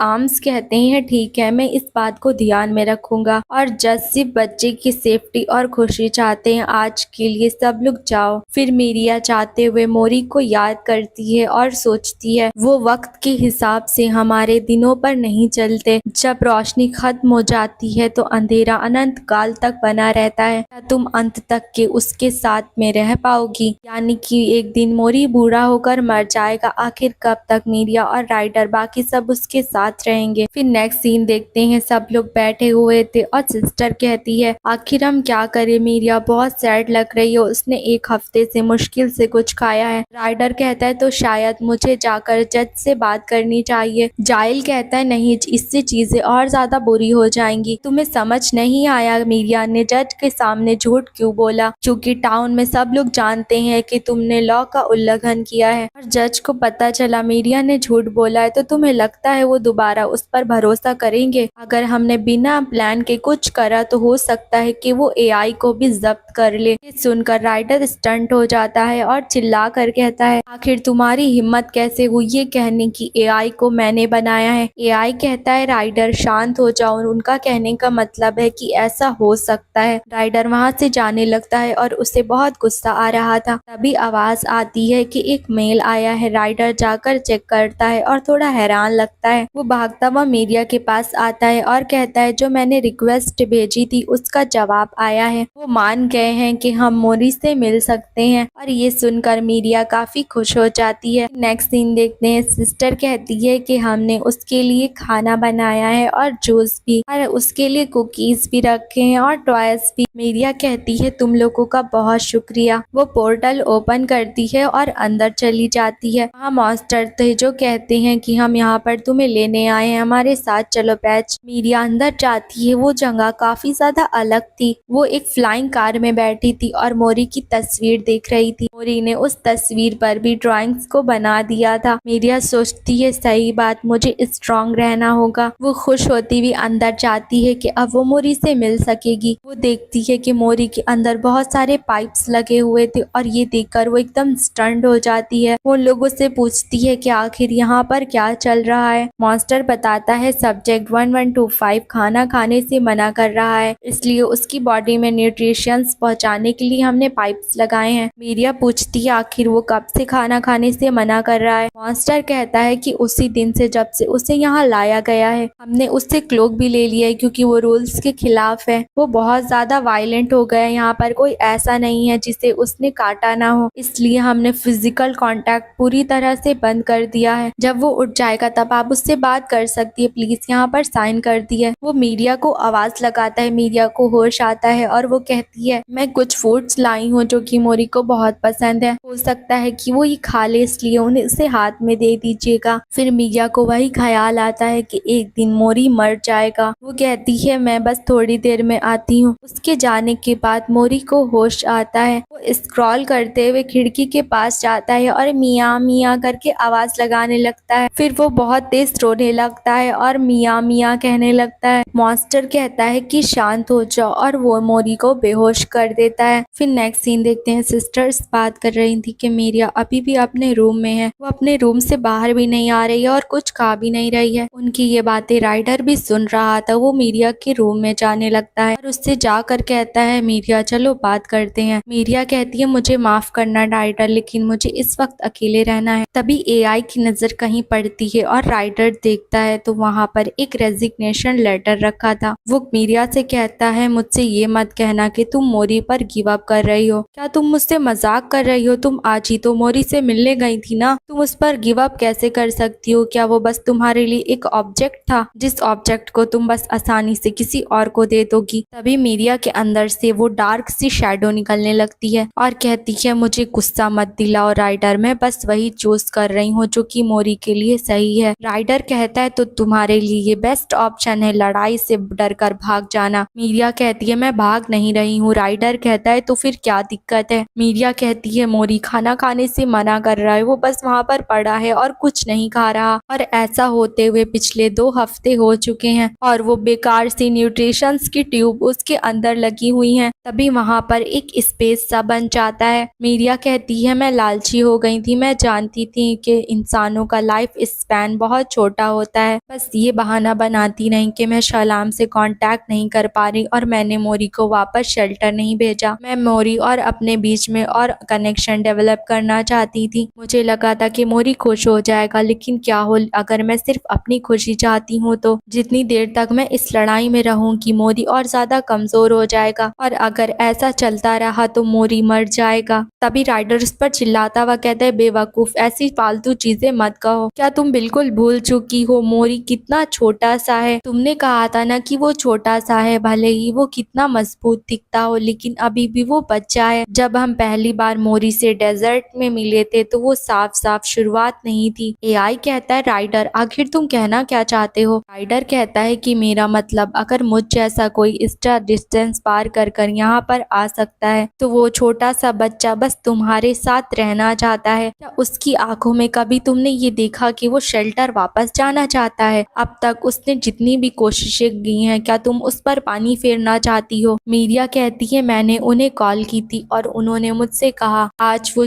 कुछ सूटेबल पेरेंट्स ढूंढेंगे जो कि मोरी के लिए सही रहेंगे। इंसान कहते हैं कि एक बच्चे को उसकी माँ बड़ा करती है, लेकिन मैं तो उसकी माँ नहीं हूँ। राइडर कहता है लेकिन इससे कोई फर्क नहीं पड़ता है, हम भी वो कर सकते हैं ना वो माँ वाली चीज। और ये सुनकर मीरिया हैरान हो जाती है। नेक्स्ट सीन में देखते हैं एआई कहता है ऑल राइट चलो दोबारा करते हैं। राइडर कहता है तो जजमेंट जीतने के लिए हमें उस मॉम से बेस्ट बनना पड़ेगा जो रेस्ट्रिक्टेड एरिया में रहते हैं। सिस्टर मॉन्स्टर कहती है कि हम और ऑसम कैसे बन सकते हैं? राइडर कहता है कि मीडिया के डेटा के हिसाब से ह्यूमंस के जेंडर्स होते हैं और वो साथ में रहकर बच्चे रिप्रोड्यूस करते हैं। 2 इंसान इंसान मिलकर एक कॉन्ट्रैक्ट बनाते हैं जिसे शादी कहा जाता है और फिर वो साथ में रहकर एक बच्चा बड़ा करते हैं। उन्हें टू कपल्स या फिर पेरेंट्स कहा जाता है। राइडर कहता है अच्छा मैं समझ गया, तो इसका मतलब अब हम कपल हैं। मीरिया कहती है क्या कपल, ये सुनने में क्यूट लग रहा है। और सिस्टर मॉन्स्टर जाइल से कहती है जाइल क्या तुम्हें गुस्सा आ रहा है? एआई कहता है यहाँ पर डैड और मॉम है तो तुम क्या बनना चाहोगे? और रिसर्च से पता चला 89% मोरी की एज की ह्यूमंस आंसर मॉम करते हैं। राइडर मीरिया साथ में कहते हैं तो हम मॉम बनेंगे। राइडर कहता है क्या दो मॉम्स के साथ कोई कपल है? एआई कहता है हमारे पास इतना डेटा नहीं है। पिजन मॉन्स्टर कहता है तो कैसा रहेगा कि हम इससे डिसाइड करें कि कौन ताकतवर है? मैंने सुना है इंसान को लड़ाई पसंद है। एआई कहता है यहाँ पर के पैसों की ताकत के बारे में भी लिखा हुआ है। राइडर कहता है अगर ऐसी बात है तो हमें फिक्र करने की जरूरत नहीं। एआई कहता है लेकिन राइडर तुम तो बिल्कुल कंगाल हो और तुम मुझे पुराने पार्ट्स के साथ भी रिकवर करते हो। राइडर कहता है तुम ज्यादा नहीं बोलने लगे? मीरिया कहती है तो कैसा रहेगा कि हम प्रूफ के तौर पर ये दिखाए कि हम उसकी ज्यादा परवाह करते हैं। सिस्टर मॉन्स्टर कहती है तो प्रूफ के तौर पर मैंने 600 बार मोरी को हक करा है। पिजन मॉन्स्टर कहता है मुझे लगता है 400 बार मेरे ऊपर मोरी कूदा है। फिर एक सिस्टर मॉन्स्टर होते हुए कहती है मैंने तो बस उसको डांटा है। और वो साइड में जाकर होते हुए कहती है मुझे उसे दीवारों पर ड्रॉ करते देना चाहिए था। फिर एक और पिजन मॉन्स्टर कहता है कि मैंने मोरी के लिए बहुत सारा खाना बनाया है। एक सिस्टर मॉन्स्टर पूछती है तो हमने खाना भेजा था उसका क्या हुआ? मीरिया कहती है उसने वो भी खाने से मना कर दिया। और ये सुनकर पिजन मॉन्स्टर भी साइड में जाकर रोने लगता है। मीरिया कहती है तो बस हमारे पास इतना ही डाटा है। मीरिया कहती है अगर ऐसा है तो मुझे सलाम से मिलना होगा। सिस्टर मॉन्स्टर कहती है लेकिन वो हमारे कॉल्स का जवाब नहीं दे रहा है। पिजन मॉन्स्टर कहता है ये मत कहना कि तुम बिना इनविटेशन के मिलने जाने वाली हो। जाइल चिल्लाकर कहता है नहीं ये बहुत खतरनाक है मीरिया। मीरिया कहती है हमारे पास ज्यादा डेटा नहीं है लेकिन सलाम इंसानों के बारे में बहुत जानता होगा और ऊपर से मोरी भी हमें सलाम के डोमेन से मिला था, इसलिए उसको रेस्क्यू करने से पहले की भी उसके पास इंफॉर्मेशन होगी। पिजन मॉन्स्टर कहता है लेकिन वो जगह जहाँ पर इस वक्त सलाम होगा। मीरिया कहती है हाँ सही कहा, प्लेग्राउंड। राइडर कहता है क्या प्लेग्राउंड, आखिर ये क्या है? मीरिया कहती है इंसानों के डोमेन्स में डालने से पहले उसने प्लेग्राउंड को बनाया था। उसने अपनी ताकत का सारा इस्तेमाल उन चीजों को इकट्ठा करने के लिए किया जो उसे पसंद है। राइडर तो अपने दिमाग में किसी और ही तरह का प्लेग्राउंड इमेजिन कर रहा था। जाइल कहता है ये इतना भी आसान नहीं है, वो एक खुला स्पेस है। ओनर की परमिशन के अलावा अगर वो वहाँ पर रहता है तो वो धीमे धीमे पागल होने लगता है और हमें एग्जैक्टली पता भी नहीं है कि प्लेग्राउंड कहाँ पर है। मीरिया कहती है लेकिन फिर भी मुझे जाना है। राइडर कहता है ठीक है फिर चलो चलते हैं। मीरिया कहती है क्या तुम मेरे साथ आ रहे हो? राइडर कहता है ऑफ कोर्स, मैं चुपचाप यहाँ पर बैठ नहीं सकता और आफ्टर ऑल देखा जाए हम दोनों मॉम्स हैं। जाइल कहता है मुझे भी आने की इजाजत दीजिए, मुझे यकीन है मेरे लॉर्ड कंफर्टेबल रहेंगे। सिस्टर मॉन्स्टर कहती है लेकिन अंत में मीरिया ही को तुम दोनों को प्रोटेक्ट करना पड़ेगा, क्या तुम दोनों सच में हेल्पफुल होगे? ये बातें उन दोनों को तीर की तरह चुभती हैं। मीरिया कहती है ऑफ कोर्स, अगर मैं उसे थोड़ा ब्लैक होल दे दूं तो जाइल शायद एक दिन तक तो प्लेग्राउंड में रुक जाएगा। अगर हम लोग अलग भी हो जाएंगे तब भी आसानी से सलाम को ढूंढ सकते हैं। मैंने पहले कभी ट्रैवल नहीं किया इसलिए राइडर और एआई तुम दोनों रास्ता दिखाना। फिर मीरिया उस स्टार को निकालने लगती है। राइडर कहता है मुझे नहीं लगा था कि मैं कभी स्टार फ्रेगमेंट को यूज होते हुए देखूंगा। सिस्टर मॉन्स्टर कहती है हमने मीरिया को कितनी मुश्किल से रोका था कि वो इसका इस्तेमाल मोरी को ढूंढने के लिए ना करे। मीरिया उस स्टार को तोड़ देती है और कहती है हमारे पास इनविटेशन नहीं है तो पता नहीं दरवाजा कहाँ पर खुलेगा। फिर वो लोग एक गोले के पास खड़े हो जाते हैं और दरवाजा जहाँ पर खुलता है वो है पानी के ऊपर। तीनों लोग पानी में गिरने लगते हैं। फिर तीनों पानी से बाहर आते हैं और उनके सामने बड़े बड़े पहाड़ थे। वो लोग एक पहाड़ी से ऊपर जाने लगते हैं और फिर एक पानी से गुजरते हैं। मीरिया उस दरवाजे को देखकर कहती है ये जगह नहीं है। फिर वो लोग एक जंगल में पहुंचते हैं और राइडर देखता है एक पेड़ के ऊपर एक मॉन्स्टर था जिसे देखकर उसकी हालत खराब हो जाती है और वो मीरिया के पीछे छुपकर चलने लगता है। फिर नेक्स्ट सीन में रात हो गई थी। वो लोग जाइल से मिलते हैं और जाइल बताता है कि यहाँ पर भी वो रास्ता नहीं है। फिर वो लोग एक गुफा में बैठे थे। राइडर पूछता है क्या तुम ठीक हो? मीरिया कहती है मैं एम्बेरेस्ड हूँ क्योंकि 1000 साल के बाद मैं इतना ट्रैवल कर रही हूँ। फिर वहाँ पर ब्लू कलर के कुछ डस्ट जैसा आता है। मीरिया कहती है कितना खूबसूरत है, अगर मोरी इसको देखता तो उसे ये बहुत पसंद आता। एआई कहता है हाँ वो पक्की बात है, अपने मुंह में इसको डालने की कोशिश करता। राइडर सोच पूछता है सही बात, हम उसे कुछ भी खाने से कितनी मुश्किल से रोकते हैं। एआई कहता है हाँ, उसका बैग भी काफी चीजों से भरा है। राइडर कहता है सही बात, उसकी बॉडी से उसका बैग बड़ा है। तभी जाइल कहता है सच कहूँ तो मुझे बिल्कुल भी समझ नहीं आता, ह्यूमन स्पेशल क्रिएचर्स नहीं होते हैं। जब मैं मीडिया के साथ उसे असिस्ट कर रहा था तब मैंने मोरी को ऑब्जर्व करने में बहुत वक्त बिताया है।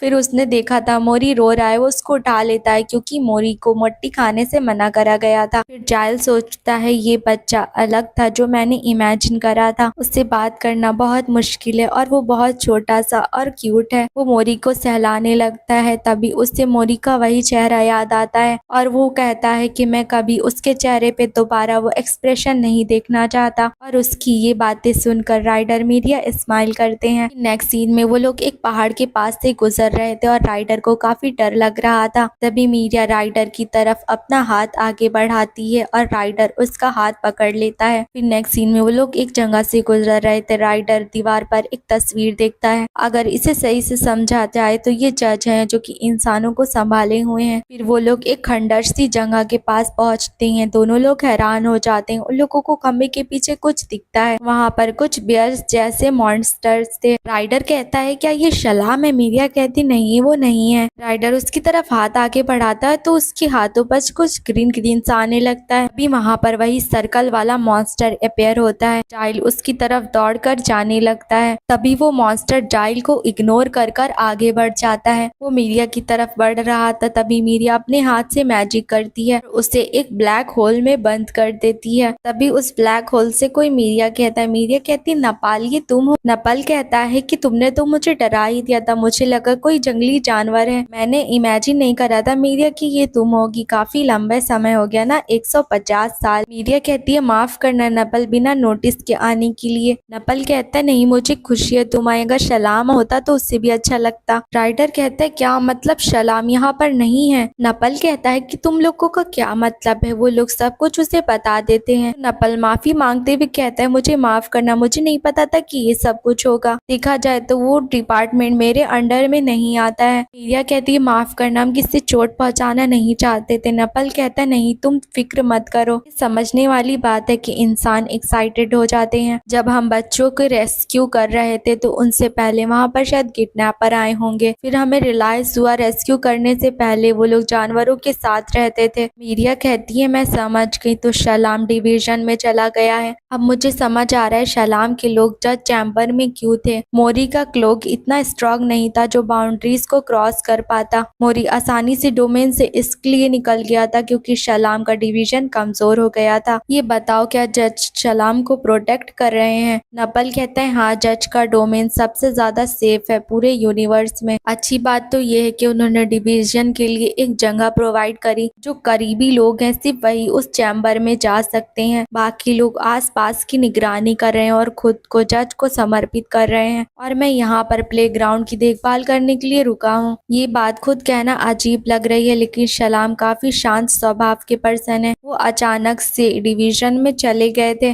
सलाम काफी ज्यादा मोटी हो गए हैं, हम आधे साल तक काफी परेशान रहे थे। एआई कहता है इसका मतलब हम लोग सलाम से नहीं मिल सकते। नपल कहता है अरे अरे, लगता है माहौल काफी भारी हो गया है। जब तुम लोग आ गए हो तो आसपास घूम के मूड को सही कर लो। इस जगह पर वेदर काफी ठीक रहता है और यहाँ पर उनकी काफी सारी फेवरेट चीजें हैं, और सीढ़ियों के ऊपर एक डेटा रूम है जिसके अंदर इंसानों के बारे में जानकारी है। तभी राइडर मीडिया साथ में कहते रुको, क्या हम उसे देख सकते हैं? फिर वो लोग सीढ़ियों के ऊपर जाने लगते हैं और नपल कहता है कि पहले बताते ना, सलाम भी काफी एक्साइटेड हो जाते। वो हमेशा ऐसी बातें दूसरों से करना चाहते थे, लेकिन हम लोग इन सब में इंटरेस्टेड नहीं थे। ये बताना जरूरी तो नहीं है, लेकिन सलाम को इंसानों पर दया आती है। इंसानों की लालच की वजह से जो भी गलतियां हुई थी उनका प्रभाव उनके आने वाले बच्चों पर पड़ा। इतने नन्हे नन्हे बच्चों को इस हाल में देखकर हमारे मास्टर ने ये रास्ता चुना, जबकि इसे कंटिन्यू करना हमारी जिम्मेदारी नहीं है। फिर वो लोग एक बड़े से दरवाजे के बाहर पहुंचते हैं और नपाल उस दरवाजे को खोलता है। फिर वो रुक कर कहता है लेकिन ये देखना तुम लोगों के लिए आसान नहीं होगा। और मीडिया राइडर को कुछ समझ नहीं आता। वो लोग रूम में आते हैं और देखते हैं वहाँ पर एक ब्लैक होल सा कुछ था। राइडर पूछता है आखिर ये क्या है? मीडिया कहती है ये डेटा है। सलाम को जितनी भी चीजें पसंद है उसका डेटा इसी में है। नपल कहता है प्रॉब्लम ये है कि उसने ये सब कुछ ऑर्गेनाइज नहीं करा, हमने 1000 साल के बाद इस पर गिव अप कर दिया, इसलिए ये अब इस तरह का है। मीरिया कहती है हमने सिर्फ ह्यूमंस के रिकॉर्ड्स के बारे में जानना है। नपल कहता है शायद इसमें 1 साल लग जाएगा। राइडर कहता है लेकिन जजमेंट का दिन तो कल ही है। मीरिया कहती है रुको मैं कुछ करने की कोशिश करती हूँ। राइडर कहता है मीरिया लेकिन तुम्हें कल जज चैम्बर में जाना है, तुम अपने ऊपर जोर नहीं दे सकती। एआई उनकी ये बात सुन रहा था, तभी वो कुछ याद करता है। जब वो पहली बार बना था तब उसकी आँख खुली थी। उसके सामने राइडर था जो कहता है हेलो, अब से तुम्हारा नाम एआई है। एआई उन लोगों से पूछता है आखिर यहाँ पर कितने पावर की जरूरत है। वो नपल से कहता है मुझे ये एम्पलीफायर यूज करना है, क्या तुम मुझे इसे दे सकते हो। नपल कहता है हाँ ठीक है। एआई कहता है ठीक है मैं कुछ कोशिश करता हूँ। राइडर चिल्ला कर कहता है नहीं बिल्कुल नहीं, तुम्हारे मेमोरी फंक्शन टूट चुका है क्या? मैंने तुमसे पहले कहा था ना कि तुम्हें अपने आप पर जोर नहीं देना है। याद है पिछली बार ओवरडू करने से तुम्हारी क्या हालत हो गई थी। एआई कहता है डैमेज होने का चांस 88% है। राइडर कहता है देखा, और तुम कह रहे हो तुम एम्पलीफायर करना चाहते हो। तभी एआई कहता है राइडर आखिर तुमने मुझे क्यों बनाया? अगर ये सिर्फ इस्तेमाल करने के लिए था तो आखिर तुमने मुझे एक नाम क्यों दिया और तुमने मेरे अंदर स्माइलिंग फंक्शन भी डाला। बताओ राइडर आखिर तुमने मुझे क्यों क्रिएट करा? से मैंने कहा तो नहीं तो, लेकिन तुम्हारी रिपेयर स्किल ठीक ठाक है, अगली बार असली चीजों का यूज करना समझे। राइडर कहता है मैं असली चीजों का यूज करता हूँ। आई कहता है अगर ये काम कर रहा तो मैं सब कुछ तुम लोगों पर छोड़ सकता हूँ, इसलिए प्लीज मुझसे वादा करो तुम मोरी को वापस लेकर आओगे। एआई इंफॉर्मेशन लेने लगता है और मीरिया उसको कलेक्ट कर रही थी और थोड़ी देर बाद काफी ज्यादा वार्निंग साइन आने लगता है। राइडर कहता है रुको तुम बहुत ज्यादा जोर दे रहे हो। एआई कहता है मुझे छूना मत, मैं ये कर सकता हूँ क्योंकि मैं, और तभी उसे मोरी याद आने लगता है और उसके साथ सारे बिताए हुए पल याद आते हैं। एआई कहता है क्योंकि मैं मोरी का, और तभी उसको बहुत तेज झटका लगने लगता है। राइडर एआई का नाम चिल्लाता है और जाकर उसे उससे निकालने की कोशिश करता है। मीरिया ने भी सारे डेटा को कलेक्ट कर लिया था, इसलिए राइडर जल्दी से उसे बाहर निकाल लेता है। एआई राइडर से कुछ तो कहता है और तभी डेड हो जाता है। राइडर मीरिया से कहता है चलो वापस चलते हैं। फिर नेक्स्ट सीन देखते हैं वो एआई को रिपेयर कर रहा था और बाकी मॉन्स्टर भी उसकी मदद कर रहे थे। फिर रात हो जाती है, वो बाहर आता है, वहाँ पर मीरिया थी जो पूछती है कि एआई अब कैसा है। राइडर कहता है जो पार्ट्स तुमने मुझे दिए वो पहले से बेहतर हैं, लेकिन मेमोरी स्टेट काफी क्रिटिकल है, अगर उसे दोबारा से चालू किया गया तो शायद उसके पास यादें नहीं होंगी। मीरिया सैड हो जाती है। राइडर कहता है तुम फिक्र मत करो, मुझे उस बच्चे पर भरोसा है। मीरिया कहती है हमारे पास बहुत डाटा है, हम लोग कुछ ना कुछ कर सकते हैं। राइडर कहता है तो एग्जैक्टली एक मदर क्या होती है? ये कोई रोल नहीं है, एक तरह का सिंबल है ना? क्या हम लोग अकेले या साथ मिलकर वो मदर वाला काम कर सकते हैं? मीरिया कहती है शायद हम उनका आधा भी कर पाए। इंसान मदर को एक तारे की तरह देखते हैं, पता नहीं मैं वो सब कुछ कर पाऊंगी या नहीं जो कि मदर के रिकॉर्ड्स में है, और शायद हमें मोरी की असली माँ का डेटा भी सलाम के रिकॉर्ड से मिल जाए। राइडर कहता है शायद वो अब इस दुनिया में ना हो या फिर उसकी माँ ने उसे एक्सेप्ट ना किया हो, क्योंकि सारी माँ एक आइडियल स्टेट नहीं होती एक माँ बनने के लिए। मीरिया उसको वो खिलौना दिखाते हुए कहती है दरअसल ये एक पपी था, वैसे ये असली बिल्कुल भी नहीं लगता है। राइडर कहता है अरे नहीं पास से देखो तो लगता है। मीरिया कहती है मैंने डेटा में देखा था कि बच्चों को पपीज पसंद होते हैं, लेकिन वो स्पीशीज लुप्त हो चुकी है इसलिए उसके बारे में ज्यादा जानकारी नहीं थी, इसलिए जितना भी लिखा था मैंने उस हिसाब से उसे बना दिया था, तो इसलिए देखा जाए तो ये असली नहीं है। राइडर कहता है लेकिन फिर भी मोरी इसे पसंद करता है। मीरिया कहती है क्या सच में? राइडर कहता है हाँ बिल्कुल। मीरिया कहती है अगर सच कहूँ तो मुझे तुमसे जलन हो रही थी। राइडर हैरान होकर कहता है क्या मुझसे?